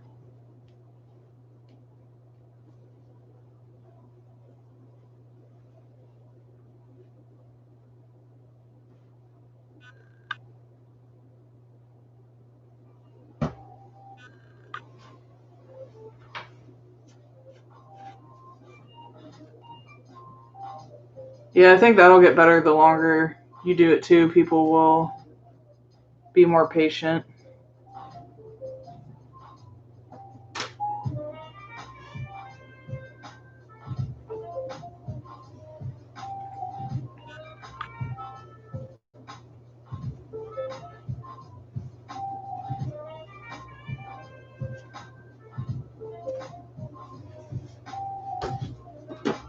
See if I can glue this other side without getting a bunch of white fur trapped in there.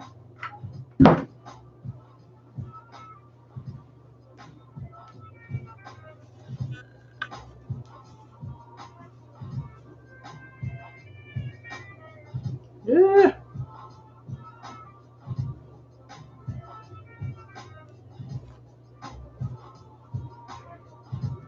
This is why ears are frustrating.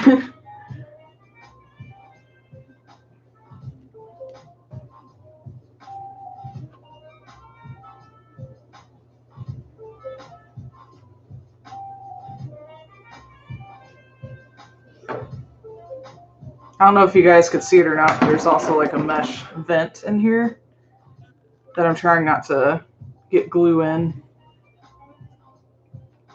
And once I start trimming, I'll trim some of the fur away so the vent actually works as a vent.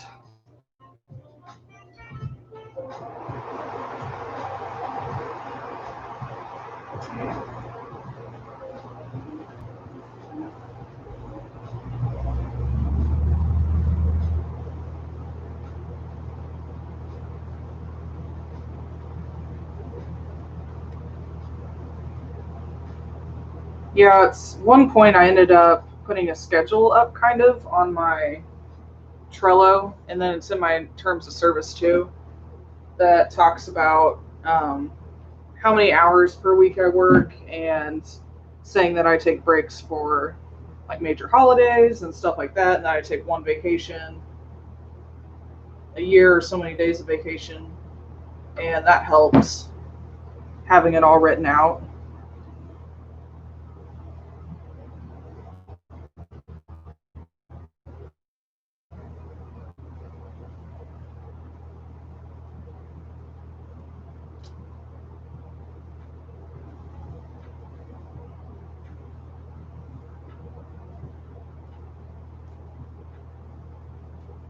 Can't really see what I'm gluing, so hopefully this is going in the right spot.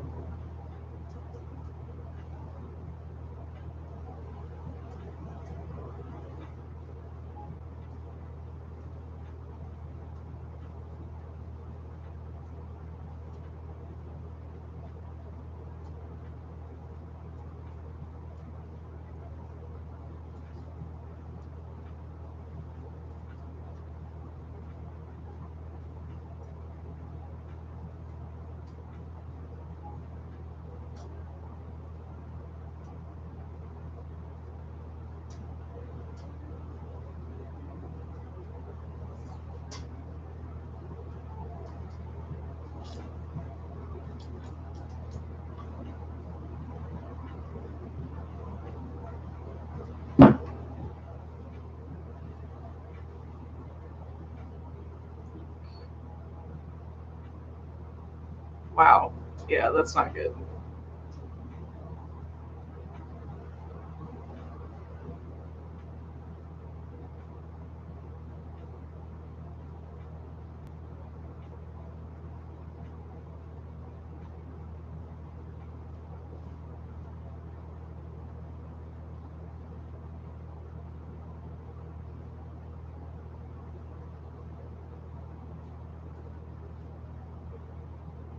Yeah, there were several times early on I'd get different comments or attitudes, and it would make me want to quit too.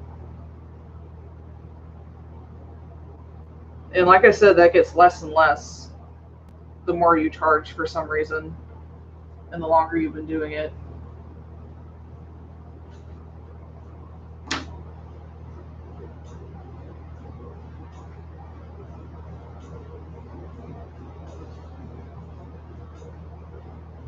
Like, I haven't had issues with clients in a really long time, and everyone's been super awesome for years.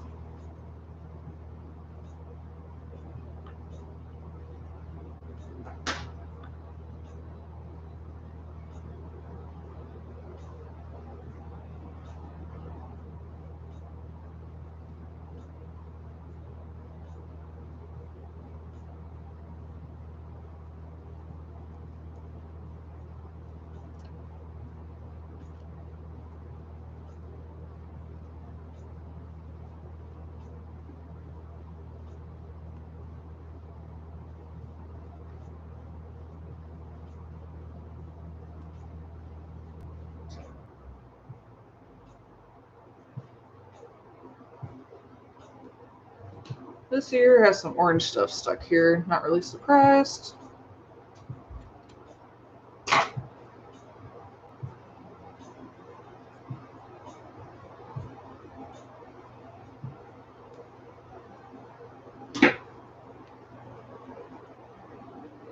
Yeah, having a good terms of service really helps too, laying everything out.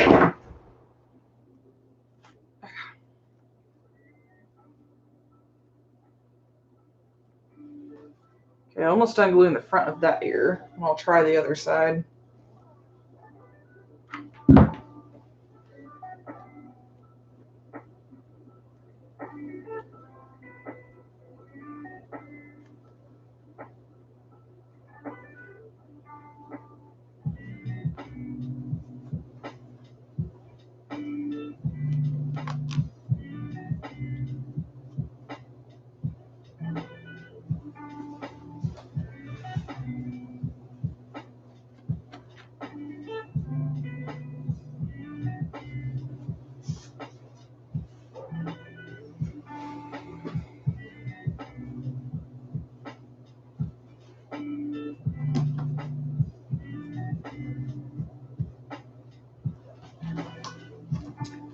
This side's set up pretty good, so I'm going to see if I can glue this entire bottom in one shot. Hot glue stripping.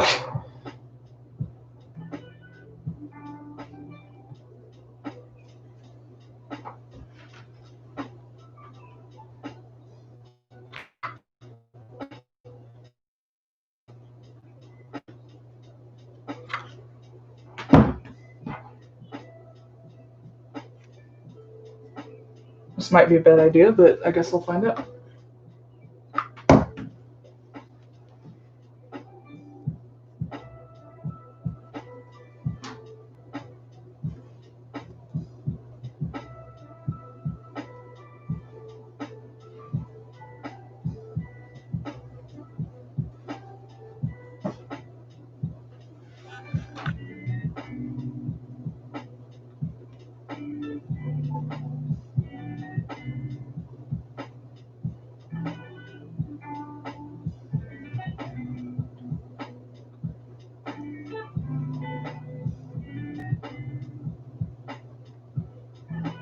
Yeah, that's why I started one too. That way people can see exactly what I'm working on and how many suits there are to be worked on.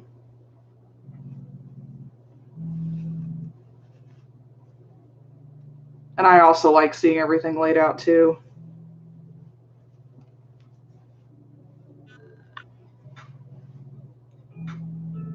I do forget to update it sometimes though.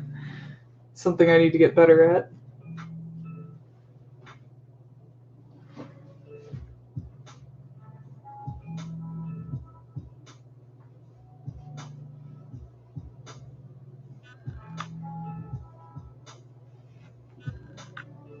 Okay, we'll see how that dries, and I'll try and glue up inside this ear.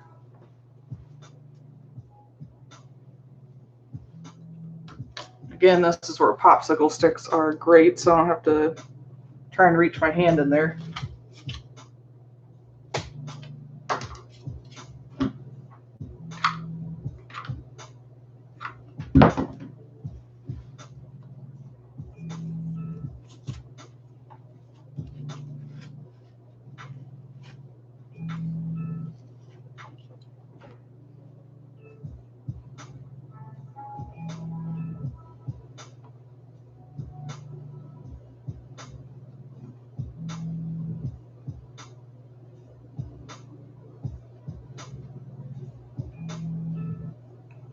Yeah, ideally I update mine like 3 or 4 times a week, but lately I've been emailing the customer directly and then forgetting to update Trello.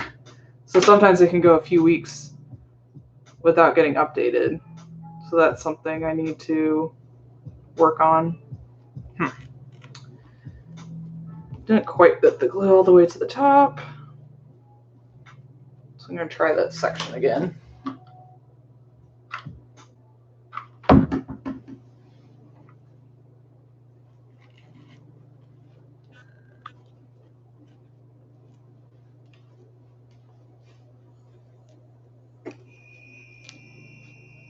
I need to work on a bird soon or something that doesn't have ears.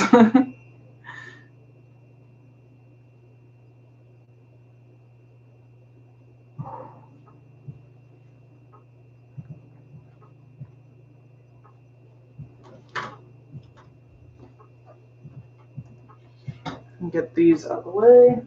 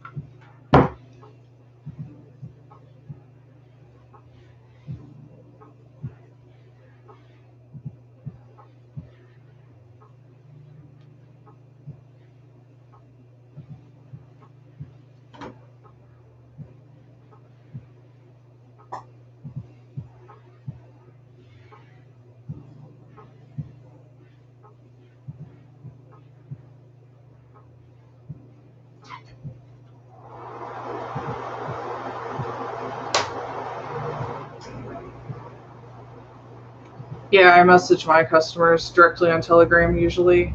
There are a few people who don't like using it, so I'll email them, but a lot of times I'll send updates right through Telegram.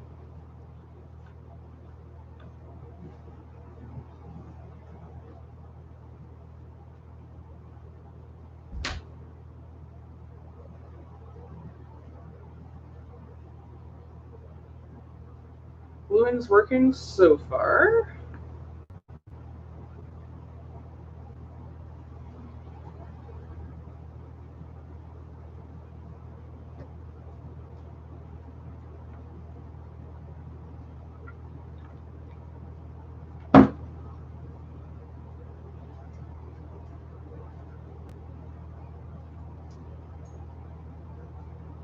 I don't know if this is the best technique or not, but sometimes I'll just blob a bunch of hot glue down here and then push it in with a popsicle stick.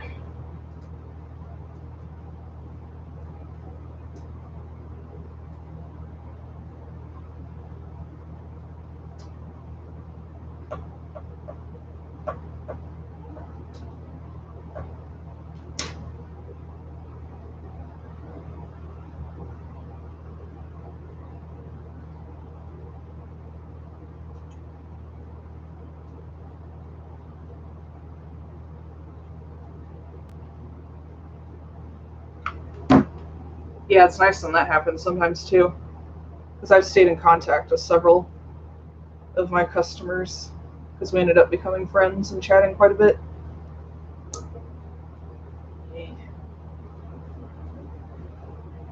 Hot glue everywhere.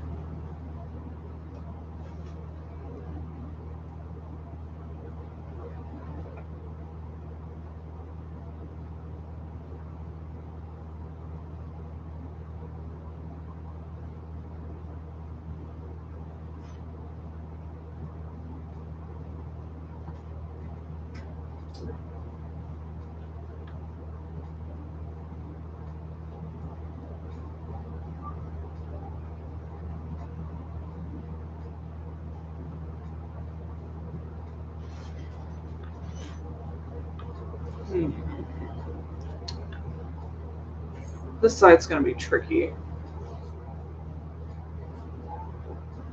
I'm going to leave it alone for now, let the bottom dry. Try to go over here.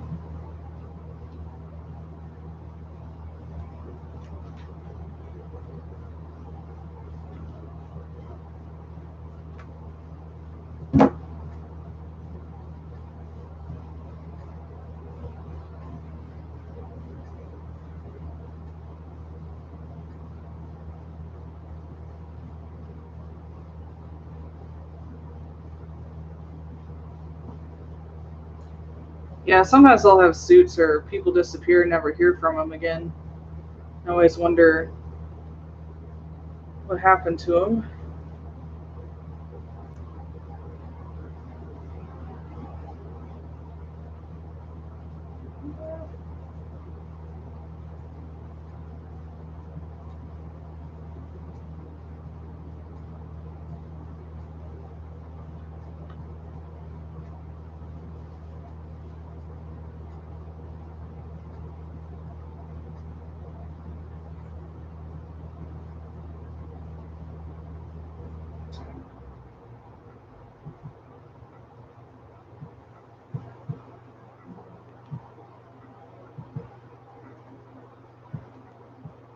It's a little section that did not get glued down here.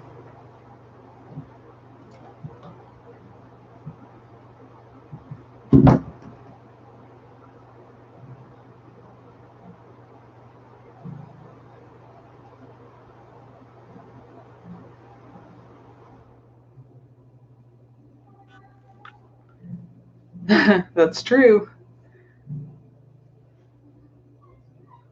Oh man. Yeah, there's a lot of long fur here and it's really hard to avoid getting glue stuck on it. I'm usually not super OCD about gluing all the way to the bottom when I'm first putting ears down. I wait till I get a little bit more trimmed and I can actually see what I'm doing better. And then I can always glue more later.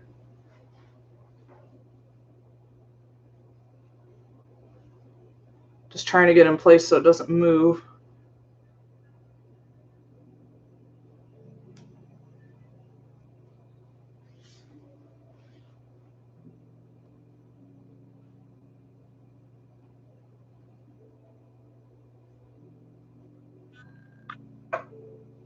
Yeah, that could work too. Get the fur out of the way. I was working on, I did a wig, and I was pinning the wig hair out of the way because it kept wanting to get in the way of glue and stuff I was sewing on because I glued magnets to it.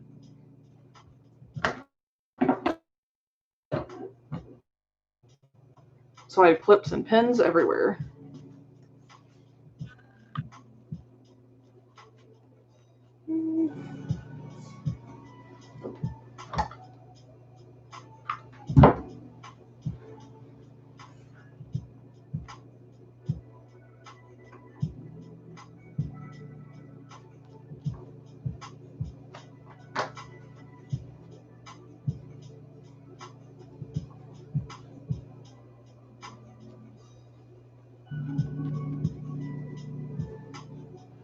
What is your guys' least favorite part to trim when you're working on a head?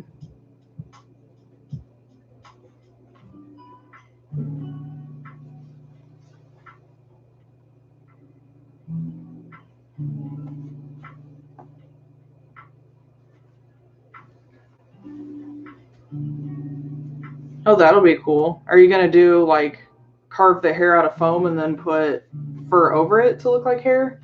Or are you just using really long fur?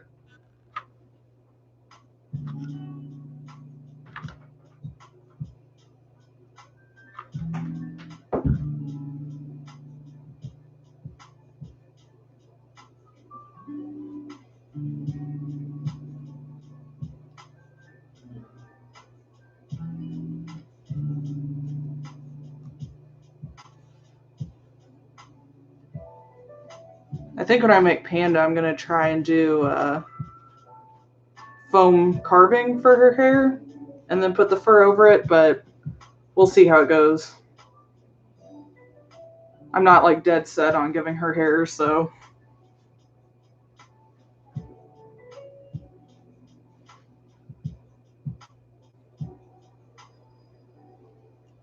Oh, thank you. I'm glad you like the base.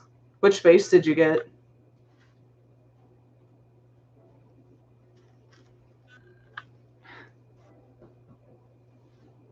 There's a section up here. It's not glued. I'm trying to see how far up I need to go.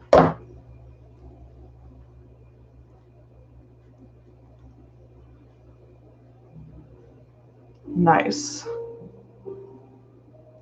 Did you already make something with it, or are you planning on making something soon?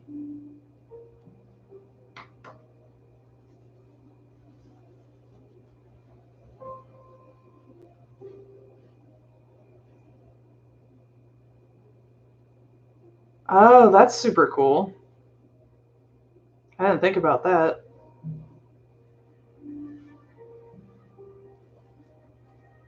Are you going to post it on Instagram when you're done? Well, that side's still hot.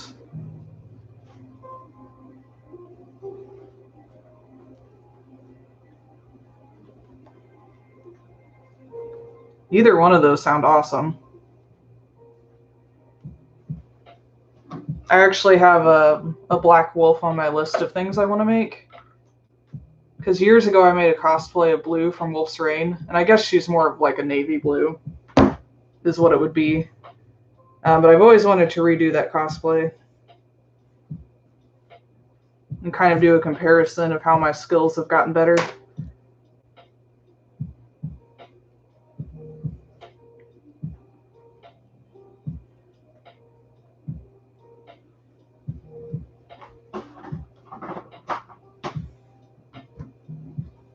I'm getting close to having the ears glued, and then I can finally start trimming. And that'll be more interesting to watch.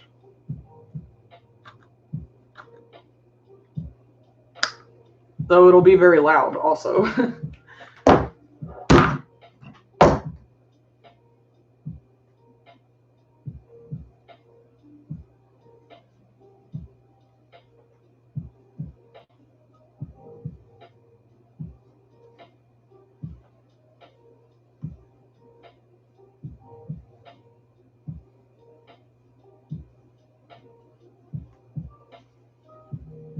I love seeing all the wolves that people make with that base, because that's my most popular base by far. That's another reason why I wanted to use this base to make this one, because I wanted another finished example to put in the Etsy shop. Because I've gotten a few orders for foam ones, but not too many.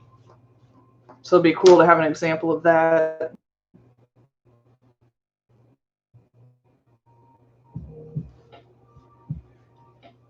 Because I get a lot of people who want to make realistic stuff, but for some reason they think they can't make it on a foam base. So I thought it'd be nice to have an example so I can show them how you can do one.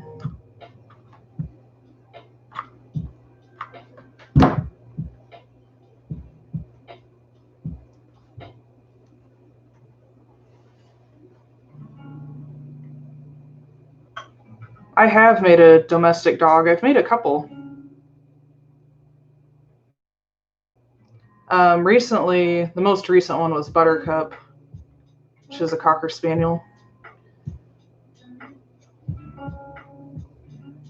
And I made a random domestic dog for myself that was like a pirate dog, and I ended up selling it later. But I wore that one to Dragon Con, and that was super fun.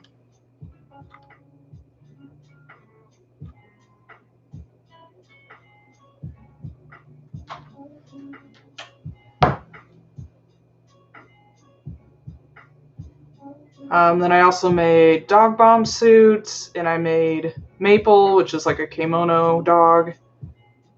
I'm trying to think of what else. I'm sure I've done.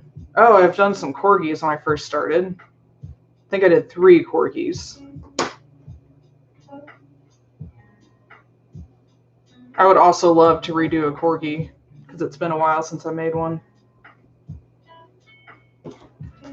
Next year is my 10th anniversary of business, so I want to redo at least one suit as a partial. So I was trying to decide if I want to do Blue from Wolf's Rain or redo Luxray, or maybe redo Corgi like Ein from Cowboy Bebop. Redo that one.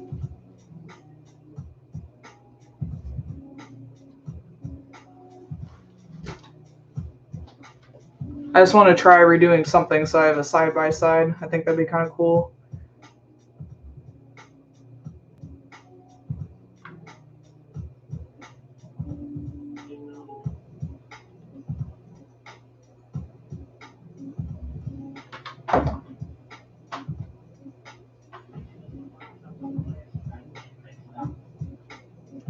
Me too. Corgis are adorable. Yeah, I think my favorite's the brindled ones. Though I appreciate and love all corgis.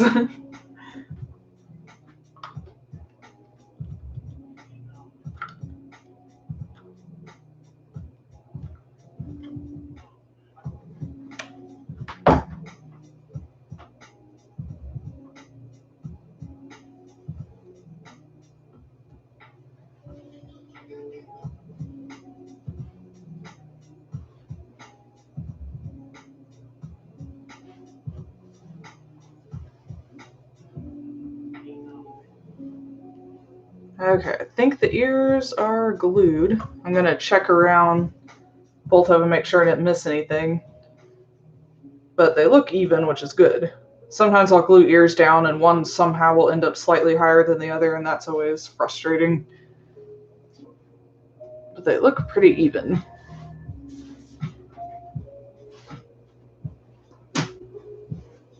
So I'm just going to check.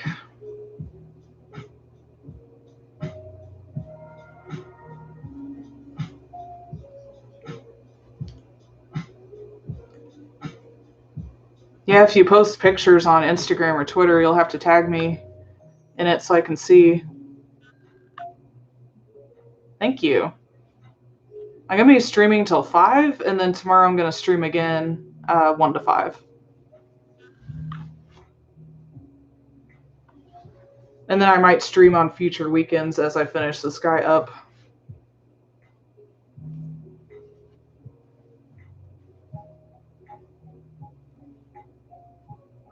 So this ear feels like it's glued down pretty good.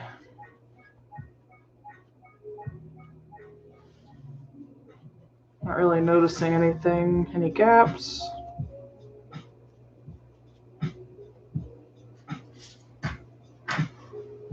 So I think we're good to start trimming. And like I said before, if you guys are just joining, the ears do get hand sewn down to the rest of the head, but I usually wait and do that till I've gotten a little trimming done. And sometimes I'll finish trimming completely and then I'll go back and sew it down. It just kind of depends. But I mean, this is a raw edge right now, so that'll get sewn together.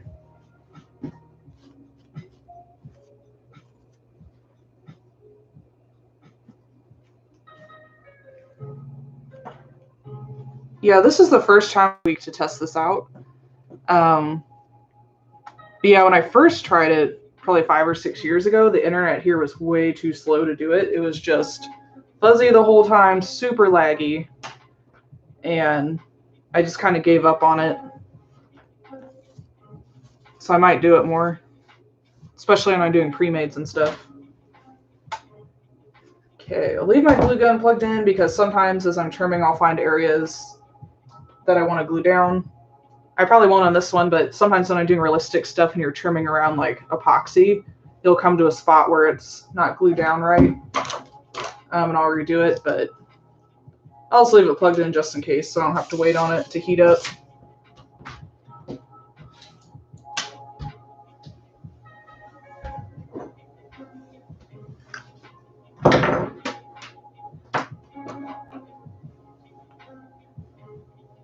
And in case anyone's curious what clippers I use, because I get asked a lot, the wall contour is what I use when I'm trying to get stuff super short. And this thing will I don't use guards on it, so it will chop off all the way to the backing if you're not careful. But it's great for doing really short areas or getting in corners. And the Andis AGC is what I use to do most of my trimming. It does a super smooth trim. And I have the 7 FC blade on it, so it doesn't get super short, which is what I want. I just use this to take off the bulk of the fur, and then I come back in with the contour or scissors to do the little super short trimming.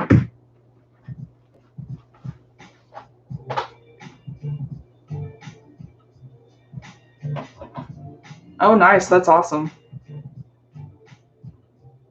Yeah, when I found out I was going to be streaming this weekend, I decided to get a used webcam on eBay just in case I didn't like it or I decided not to do much more streaming in the future. But I do think it's really fun, so I'll have to do more of it.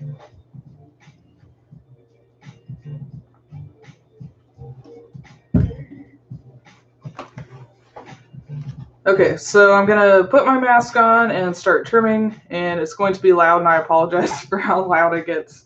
I'll try and stop and take my mask off every once in a while to answer questions.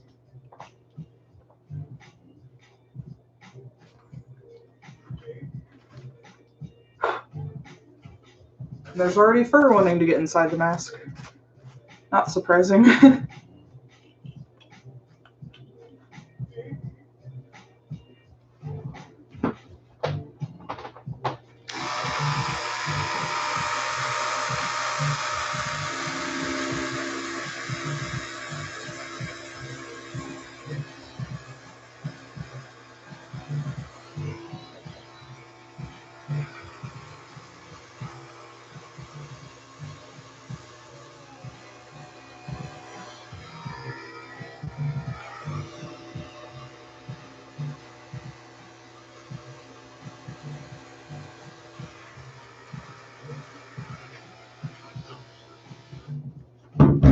I'm gonna try and move this camera forward a little bit. See if that's a little better view. Yeah, there we go.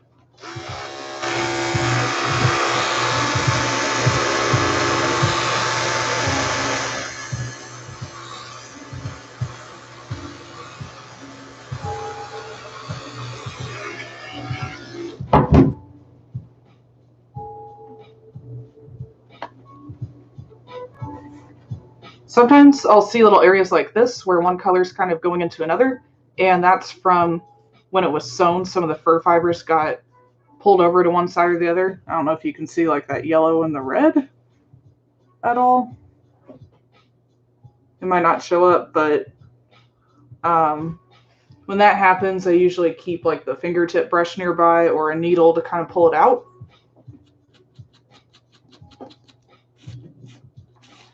Or if I start trimming down, I notice the seam is visible, then I can use either the brush or the needle to kind of pull it out before I trim it too short.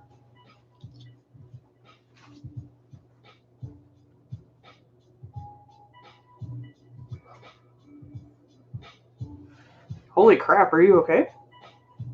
That does not sound good.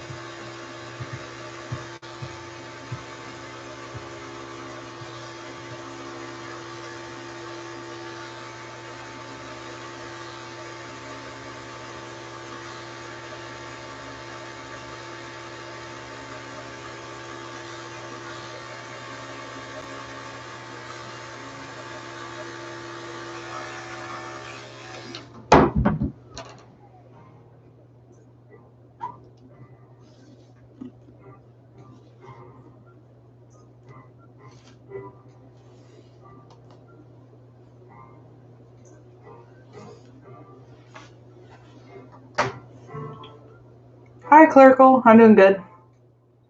Yeah, I agree.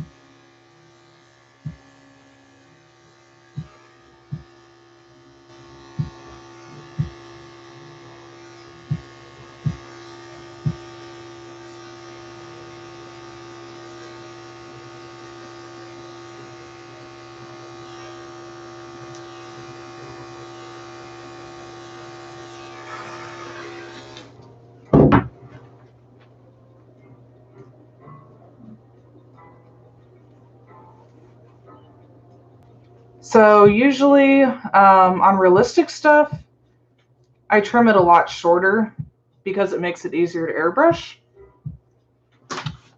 I'm trying to think. Probably a 1/4 inch on the muzzle. And then as I go outward, I just feather it out. I usually trim like back to here and leave this full length. On ears, I trim pretty short too, usually, except for the insides. Obviously, I leave them a little bit fluffy.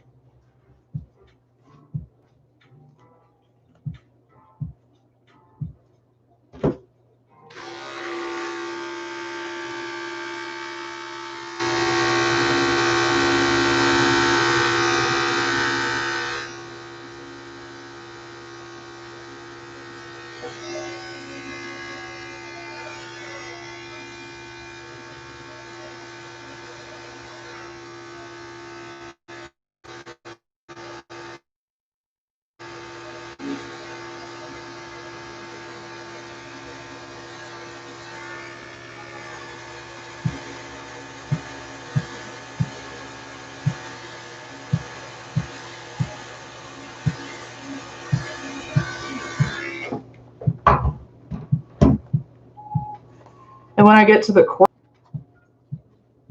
and I just try and go really slow because you don't want to cut off more than you want. But I usually have it like super short against the mesh. I kind of try and clip like the little top fibers out of the way first so I can see what I'm doing.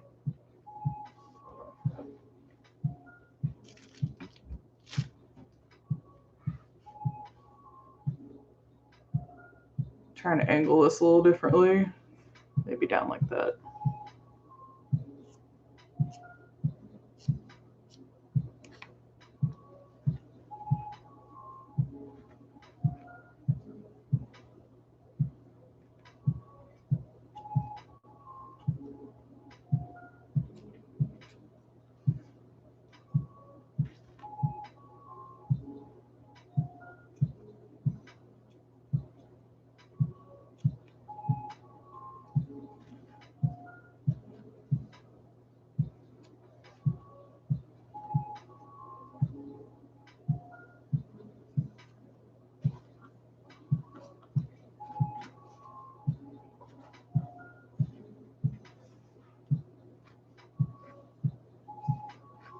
I'm going to want to trim this a lot shorter, but I try and do it in stages just so I don't accidentally do more than I want.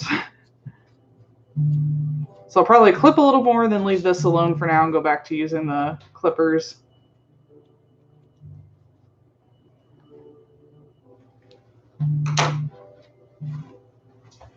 And try scooting the camera forward a little bit more.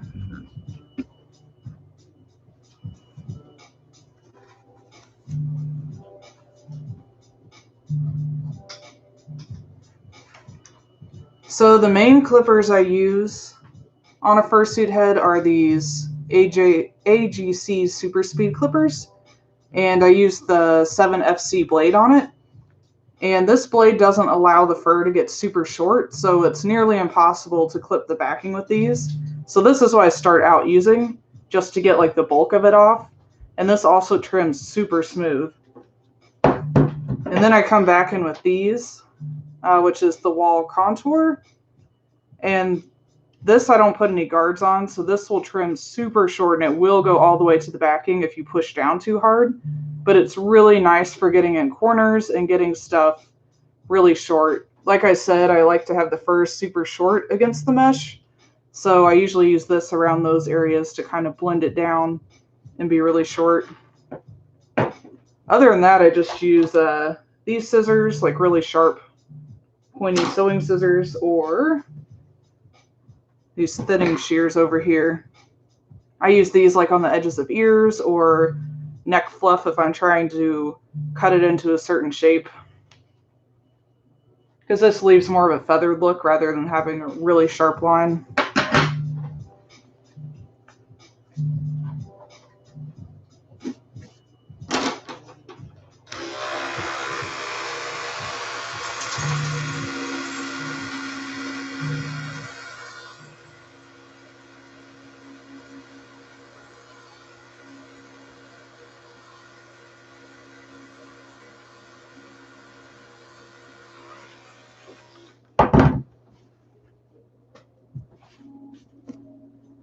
Something else to keep in mind when you're trimming is not to push down super hard. It's better to kind of have it float above the backing a bit, if that makes sense, and just kind of catch the top each time. That way you don't accidentally gouge a hole to the backing, which is always a pain in the butt to try and fix. It does take longer to trim that way, but it usually results in like a smoother trim, and it's worth the extra time just so you don't have to fight with it.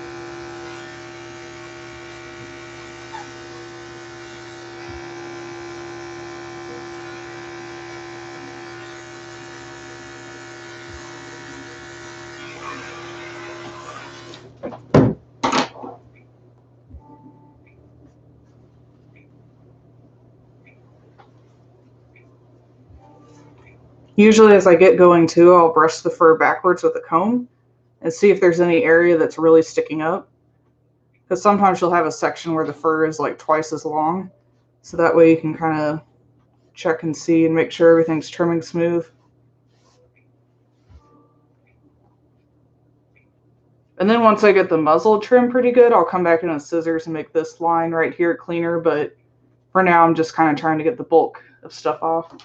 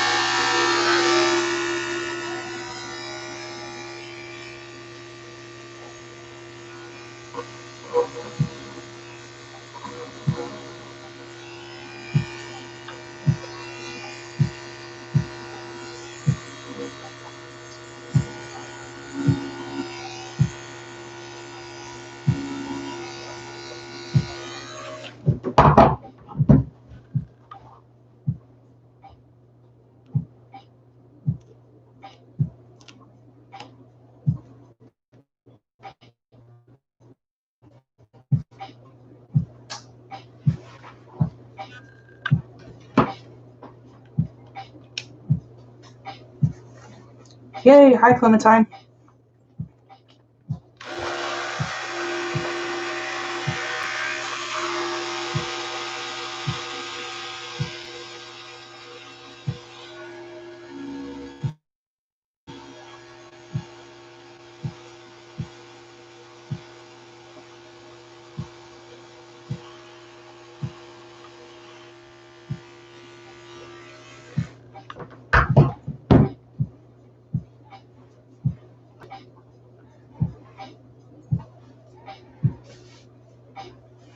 And I mentioned this in the stream yesterday, but I like trimming one side of the face first and kind of getting a grasp for what I want it to look like before trying to repeat it on the other side. And sometimes I'll get like 75% done with trimming on one side, then start trimming on the other. It just kind of depends, but I like to kind of figure out what I'm doing on one side first.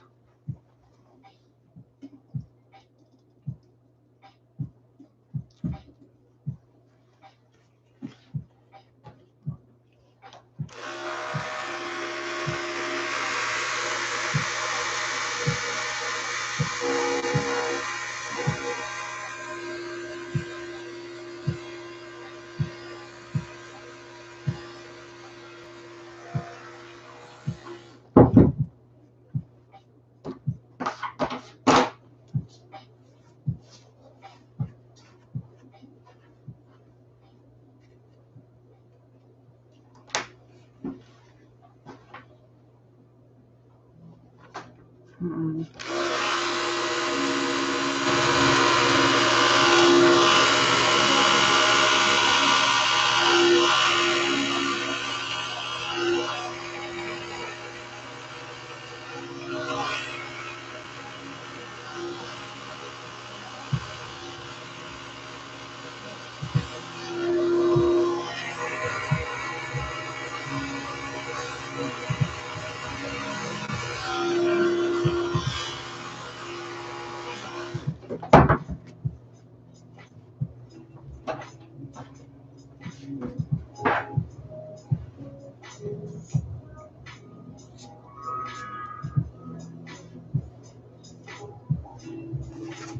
Thank you. I'm excited to see what it looks like all trimmed up and airbrushed, since this is a pretty wild color scheme.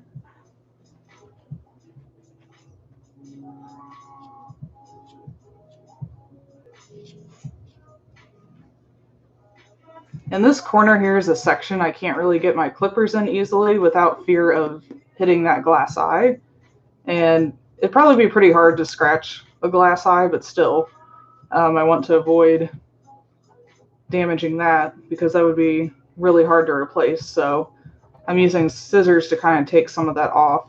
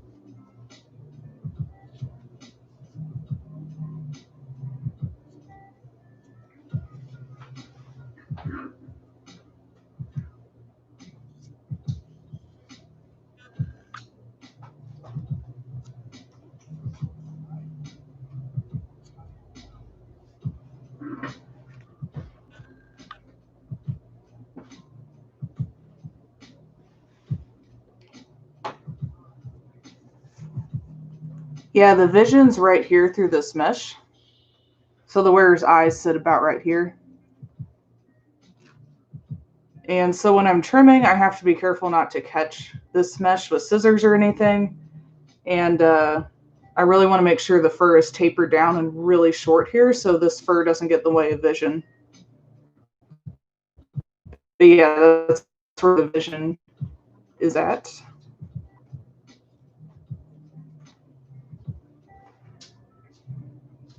But that's something you always have to keep in mind when making suits is you have to make it look good, but then you also need to make sure that the person can actually still see and breathe and all of that good stuff. So I try and keep a balance between looking good and making sure that they can see really well too.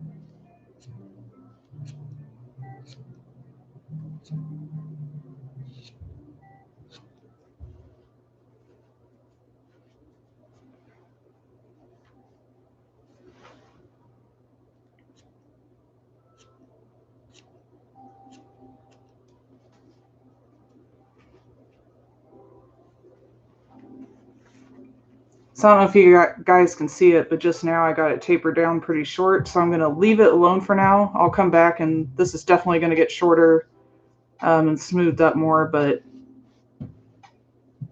I got that cut down pretty good.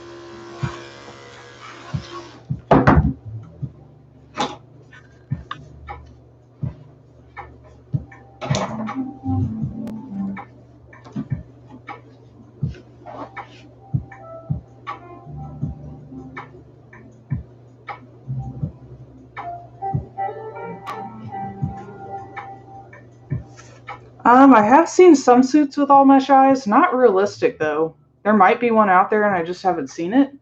But I have seen Toonie ones where it's all mesh and no plastic. But yeah, it's definitely a possibility. And mesh is not expensive. It's pretty cheap.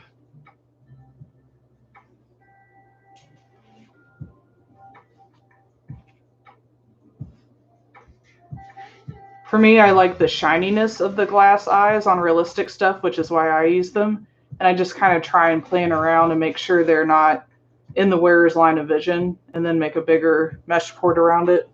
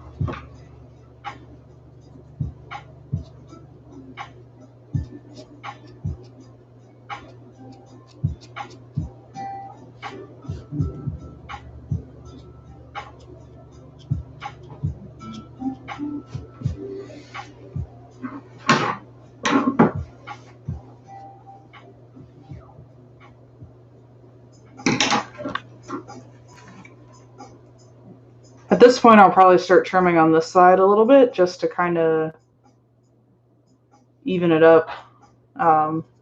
Start kind of matching it, and then I'll go back to the muzzle.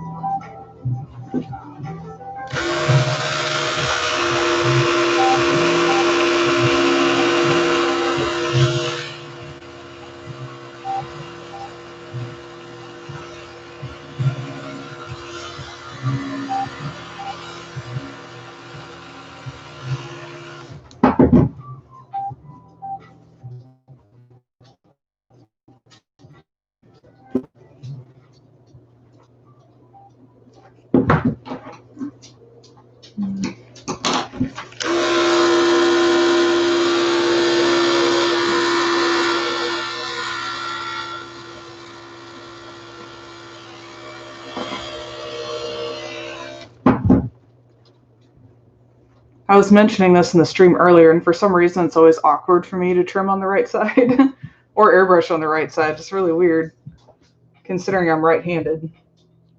So sometimes I'll hold the trimmer kind of in a weird position.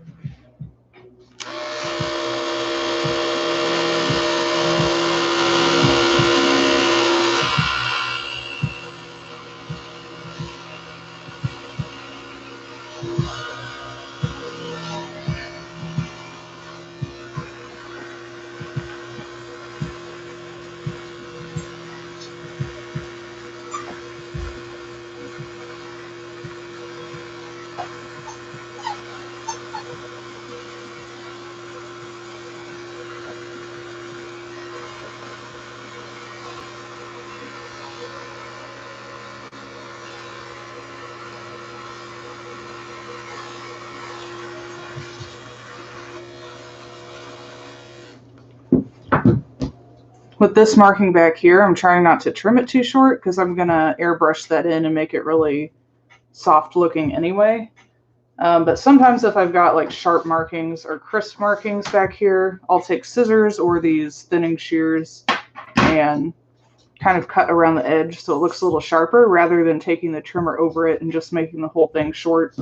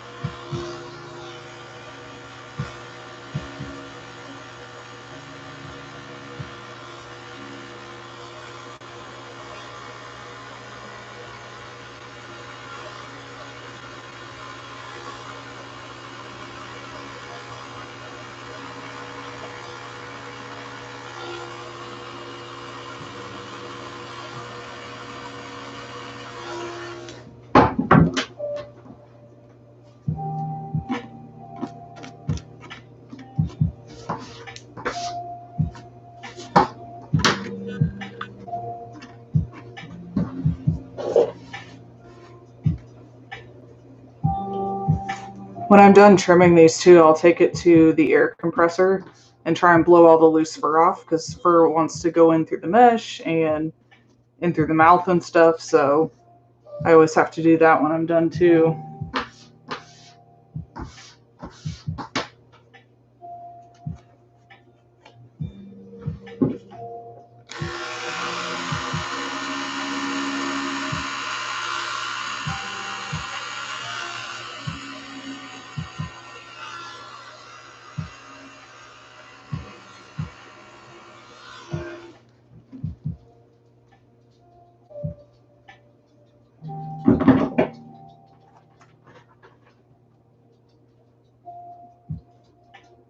I'm going to start to use these little contours that I was talking about, and like I said, you have to be super careful not to push this into the back of the fur. You just kind of hold it up away from it and trim a little bit off at a time.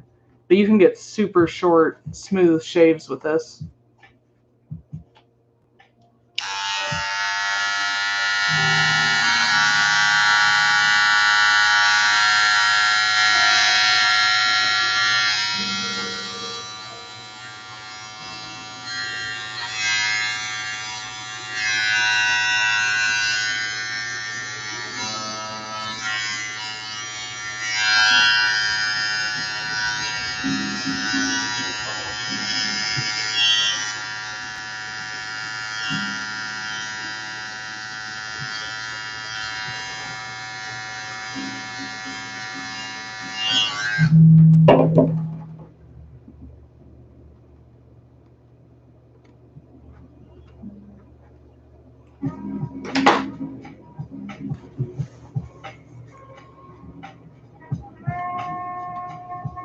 You can see it gets off like this really fine layer of fuzz compared to what the other clippers do.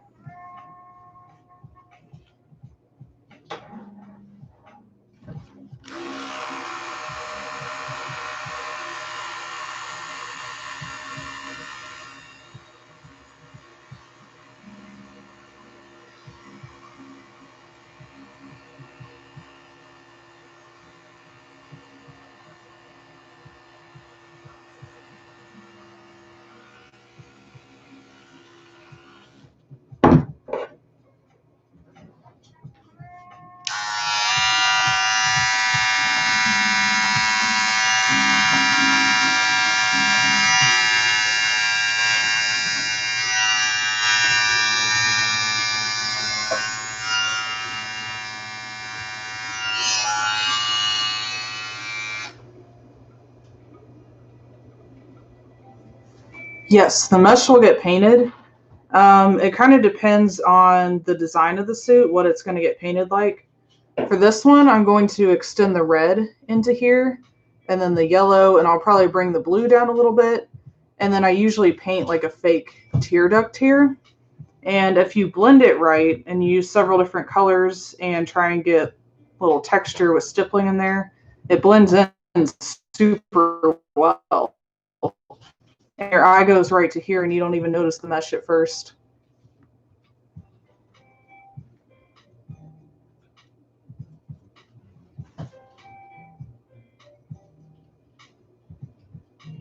Yes. Before I airbrush it, especially on realistic suits, I will actually put on a thin layer of hairspray, and that just holds it in place while I airbrush it. And it's extremely helpful. It makes a huge difference.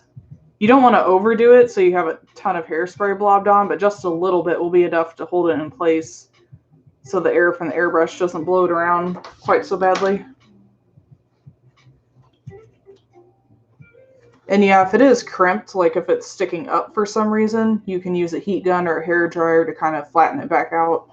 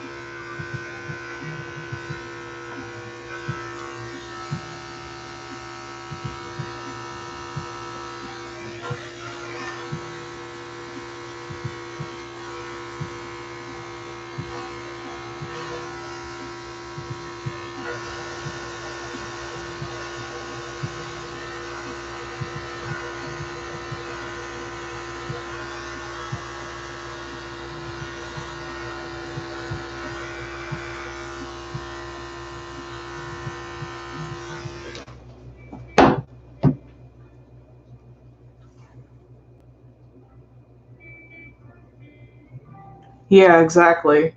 And I've told people too who have like long hair on suits that they can use hairspray to kind of style it and hold it in place. So when they're running around and stuff, it doesn't move all over. I wouldn't coat an entire bodysuit in it or anything, but if you've got like long hair on top of the head, or even like this, where you've got like this long fur that comes down, you could probably use it to style it to keep it in place a little bit. And something else to keep in mind when you're trimming around the mouth is the expression, because you can kind of trim to kind of make the expression more of what you want. Like I want this to really be smiling, so I'm going to trim this fur more up here to kind of give it that happy expression. See if I can turn sideways so you can actually see. Yeah, that's true on the face and stuff too. Yep. I just put on some hairspray and brush it the direction you want, and that'll help it stay.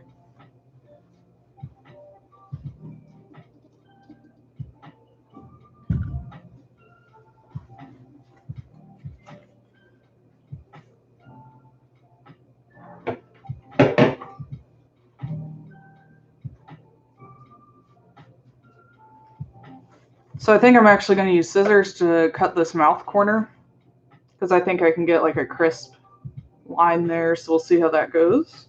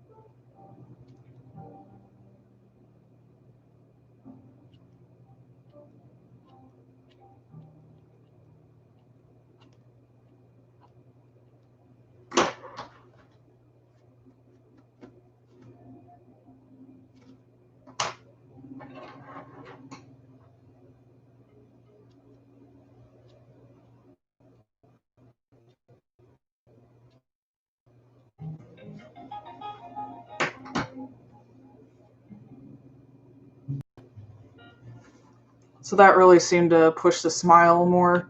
And my airbrush, I'll probably sharpen that a little more. And I might bring the corner of the mouth up a little bit, but we'll see once I get everything trimmed. And then this, like I said earlier, I'm going to trim with scissors and make that sharper. But I want to trim the other side a little bit more first. Because there have been times I've really trimmed one side down and then I go to the other. And I either don't have enough fur to make the same line, if that makes sense. Or, yeah, because I've trimmed one side too much. So I try to kind of go back and forth a little bit, even though I lean to working on the left side.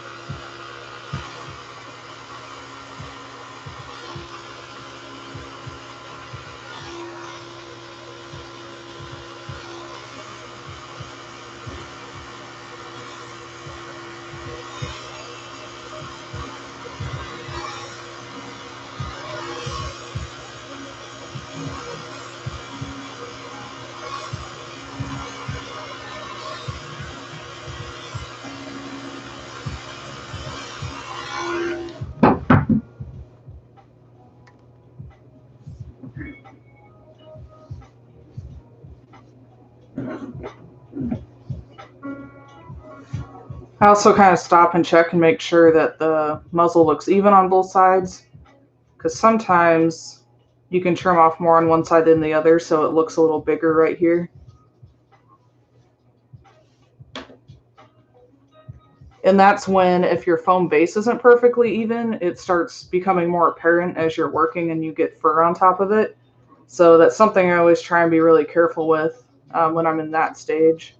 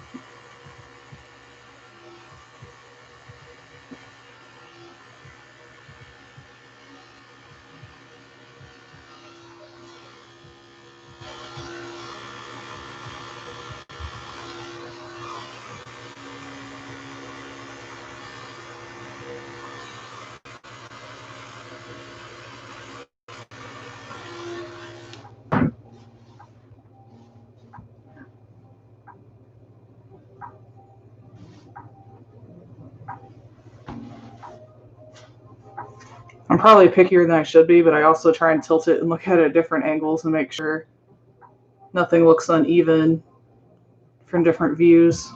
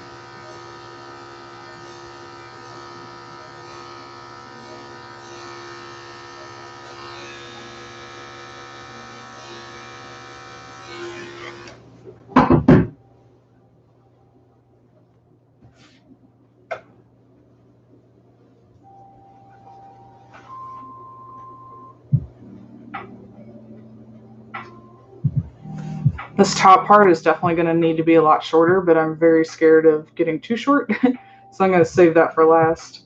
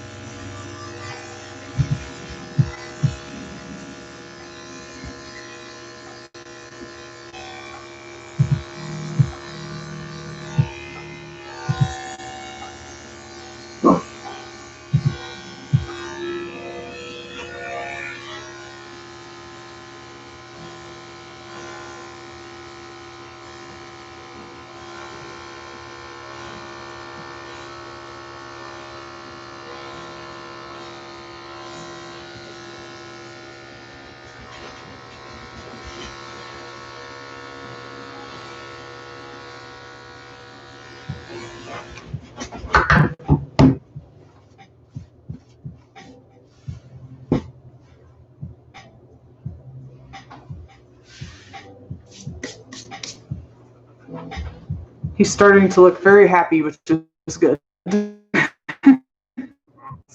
what I was going for.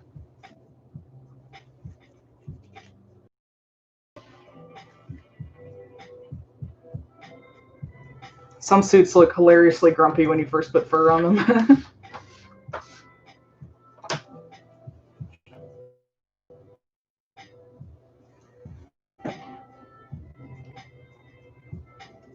Thank you.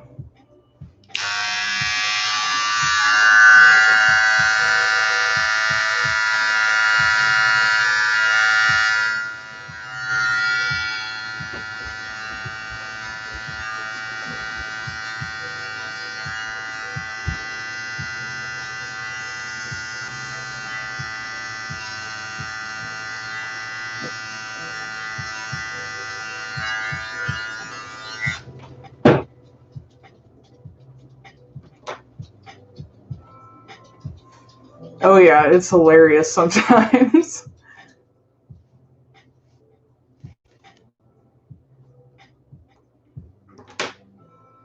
It's kind of funny because I've had a few people who commissioned me and they didn't really know anything about the fursuit making process. So when they asked for work in progress photos, they were shocked and very worried when they saw it with all the fur before being trimmed.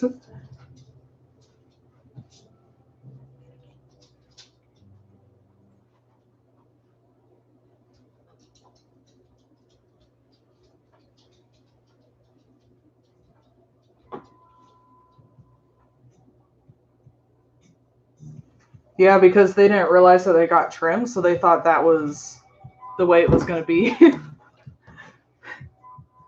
I'm like, oh no, it's going to get trimmed. It'll look totally different when it's done. Yeah. Like, why did I pay money for this?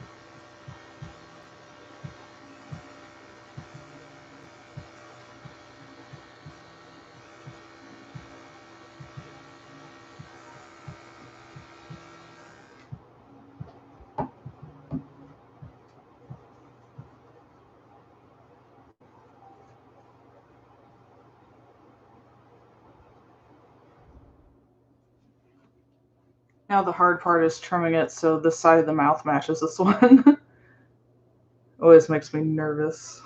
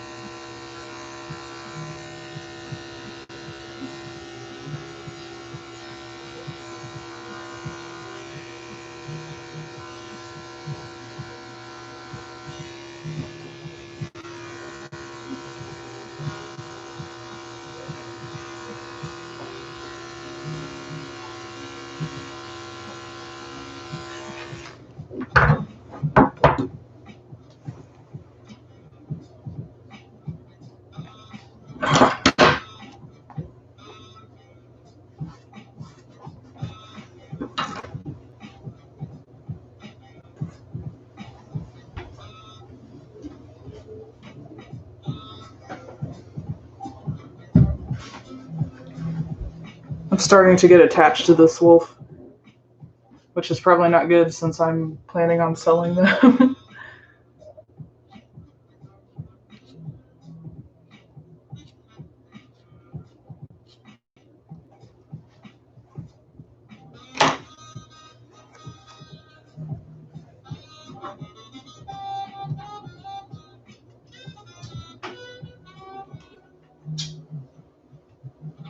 No, it's a very good sign when that happens.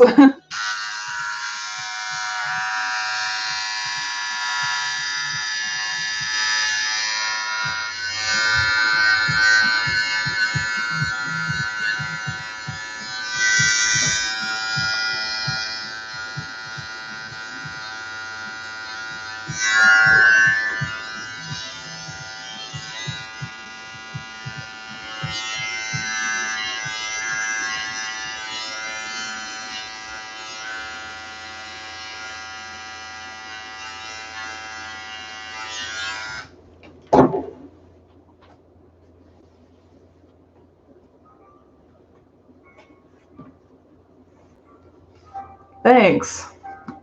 Yeah, at first I wasn't sure about the design and stuff, but the more I trim it, the more I like it.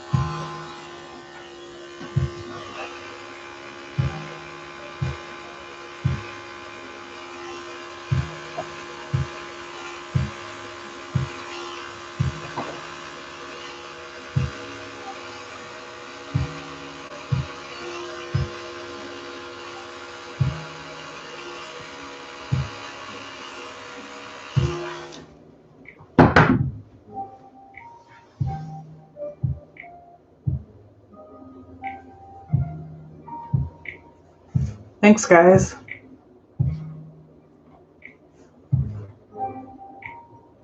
trying to decide how I want to trim the front of the mouth.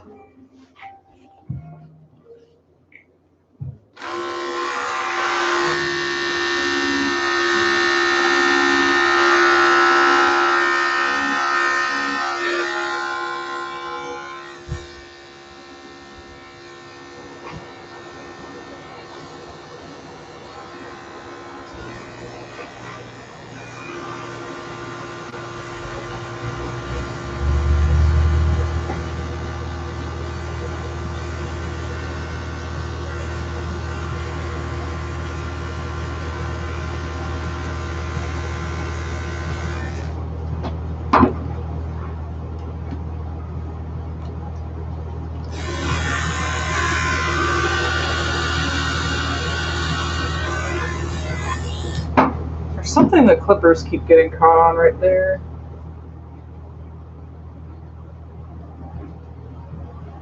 So that's where I tied off the thread from the gums. That's why. Probably use scissors around there so I don't accidentally catch it.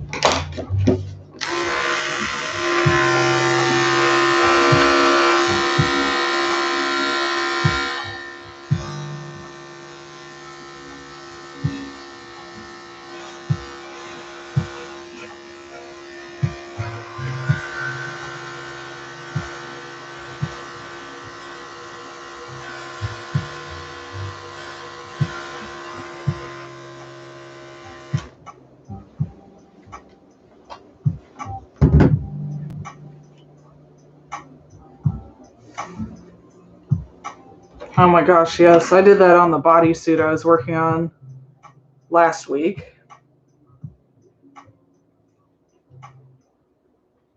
I thought it looked like it was in the right spot and all the hash marks lined up. So I'm like, yes, this is where it should go. And then when I was going through all the other pieces, I found a piece and I'm like, wait a minute, that was supposed to go on the part I just sewed. So I had to take it apart.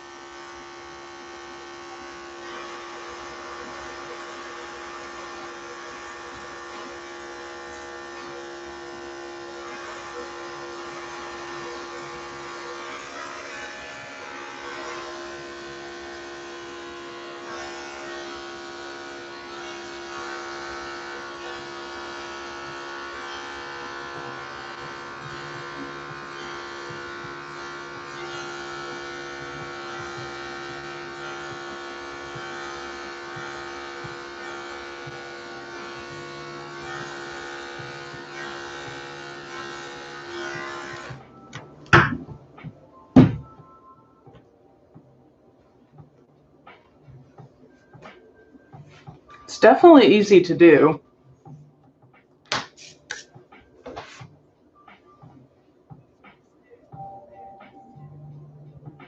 Oh no. That would be so sad.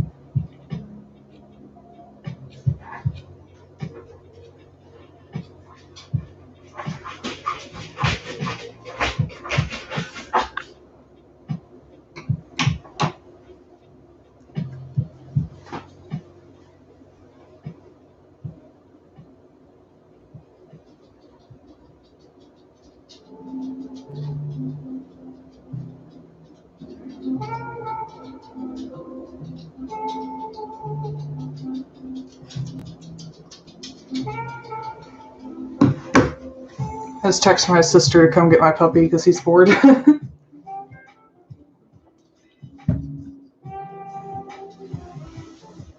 Oh, are you bored?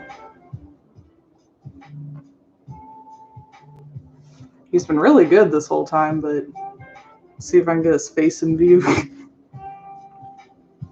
What are you doing, mister?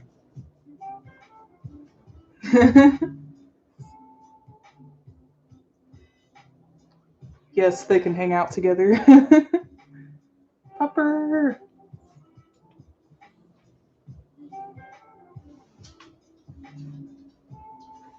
He does really good for a puppy his age. I figured after an hour up here he'd go crazy, but he stays pretty quiet for about 3 hours straight before he starts getting bored.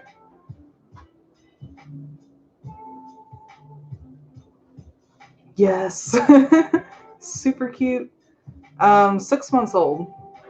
And he's a he. His name is Merlin.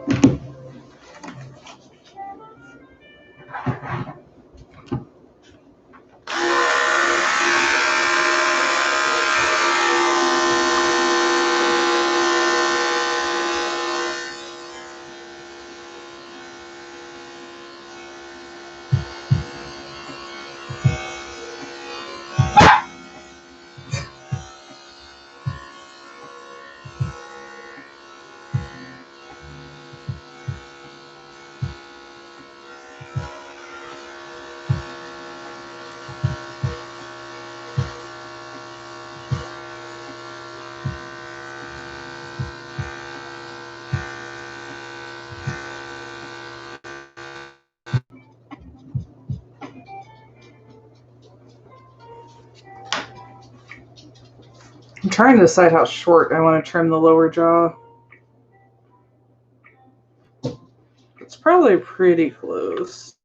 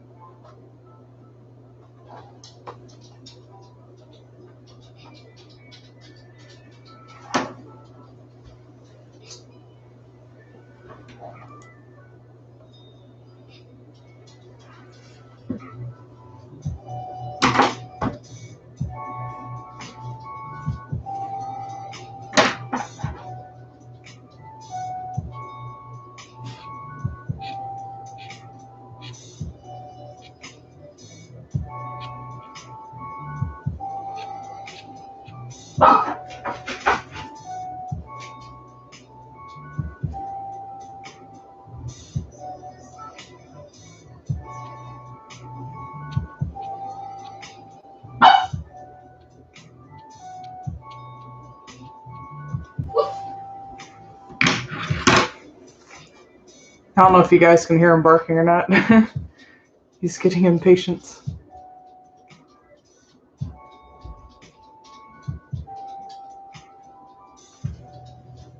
How you doing, mister? Are you bored? Aww.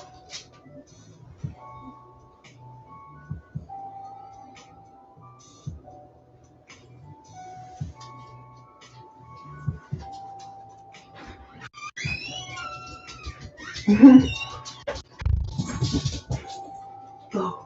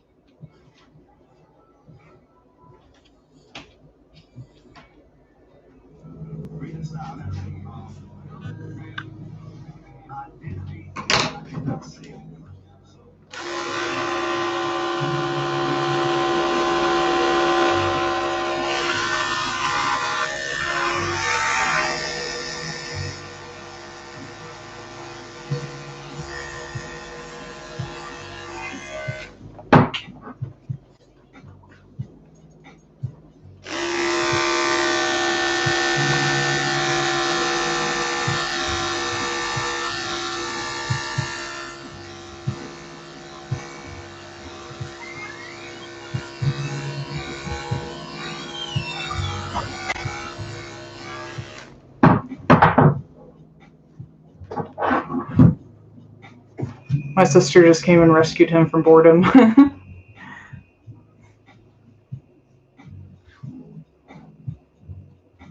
think this lower jaw looks pretty good. I'm sure I'll trim something else on it, but I'm going to leave it for now.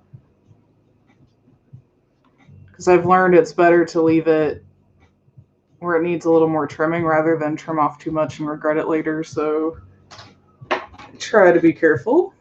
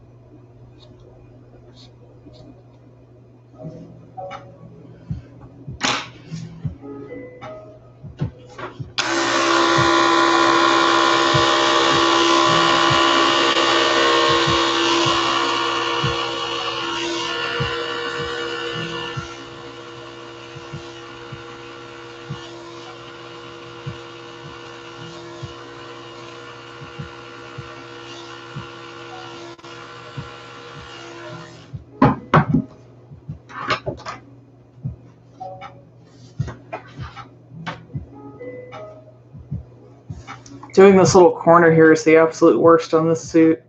It's like it's such a weird angle.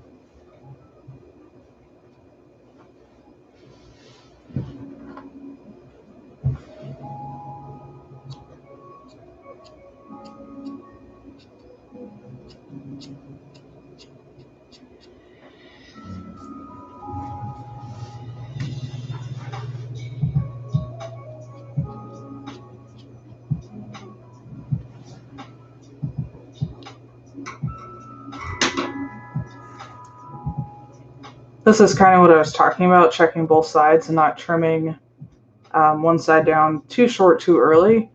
I didn't notice it till I started trimming this down more, but there's a little more foam on this side. So I need to be careful and make sure that these match. Because if I had trimmed this down super short, when I come over to this side, I wouldn't have been able to trim it down quite as short just because there's a little more foam under here.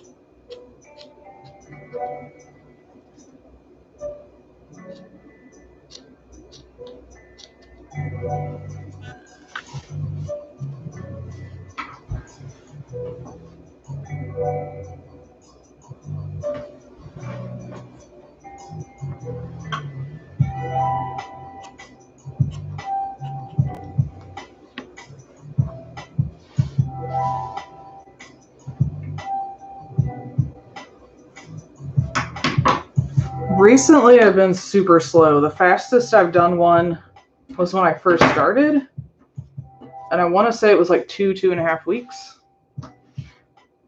which is crazy fast, especially compared to what I do now.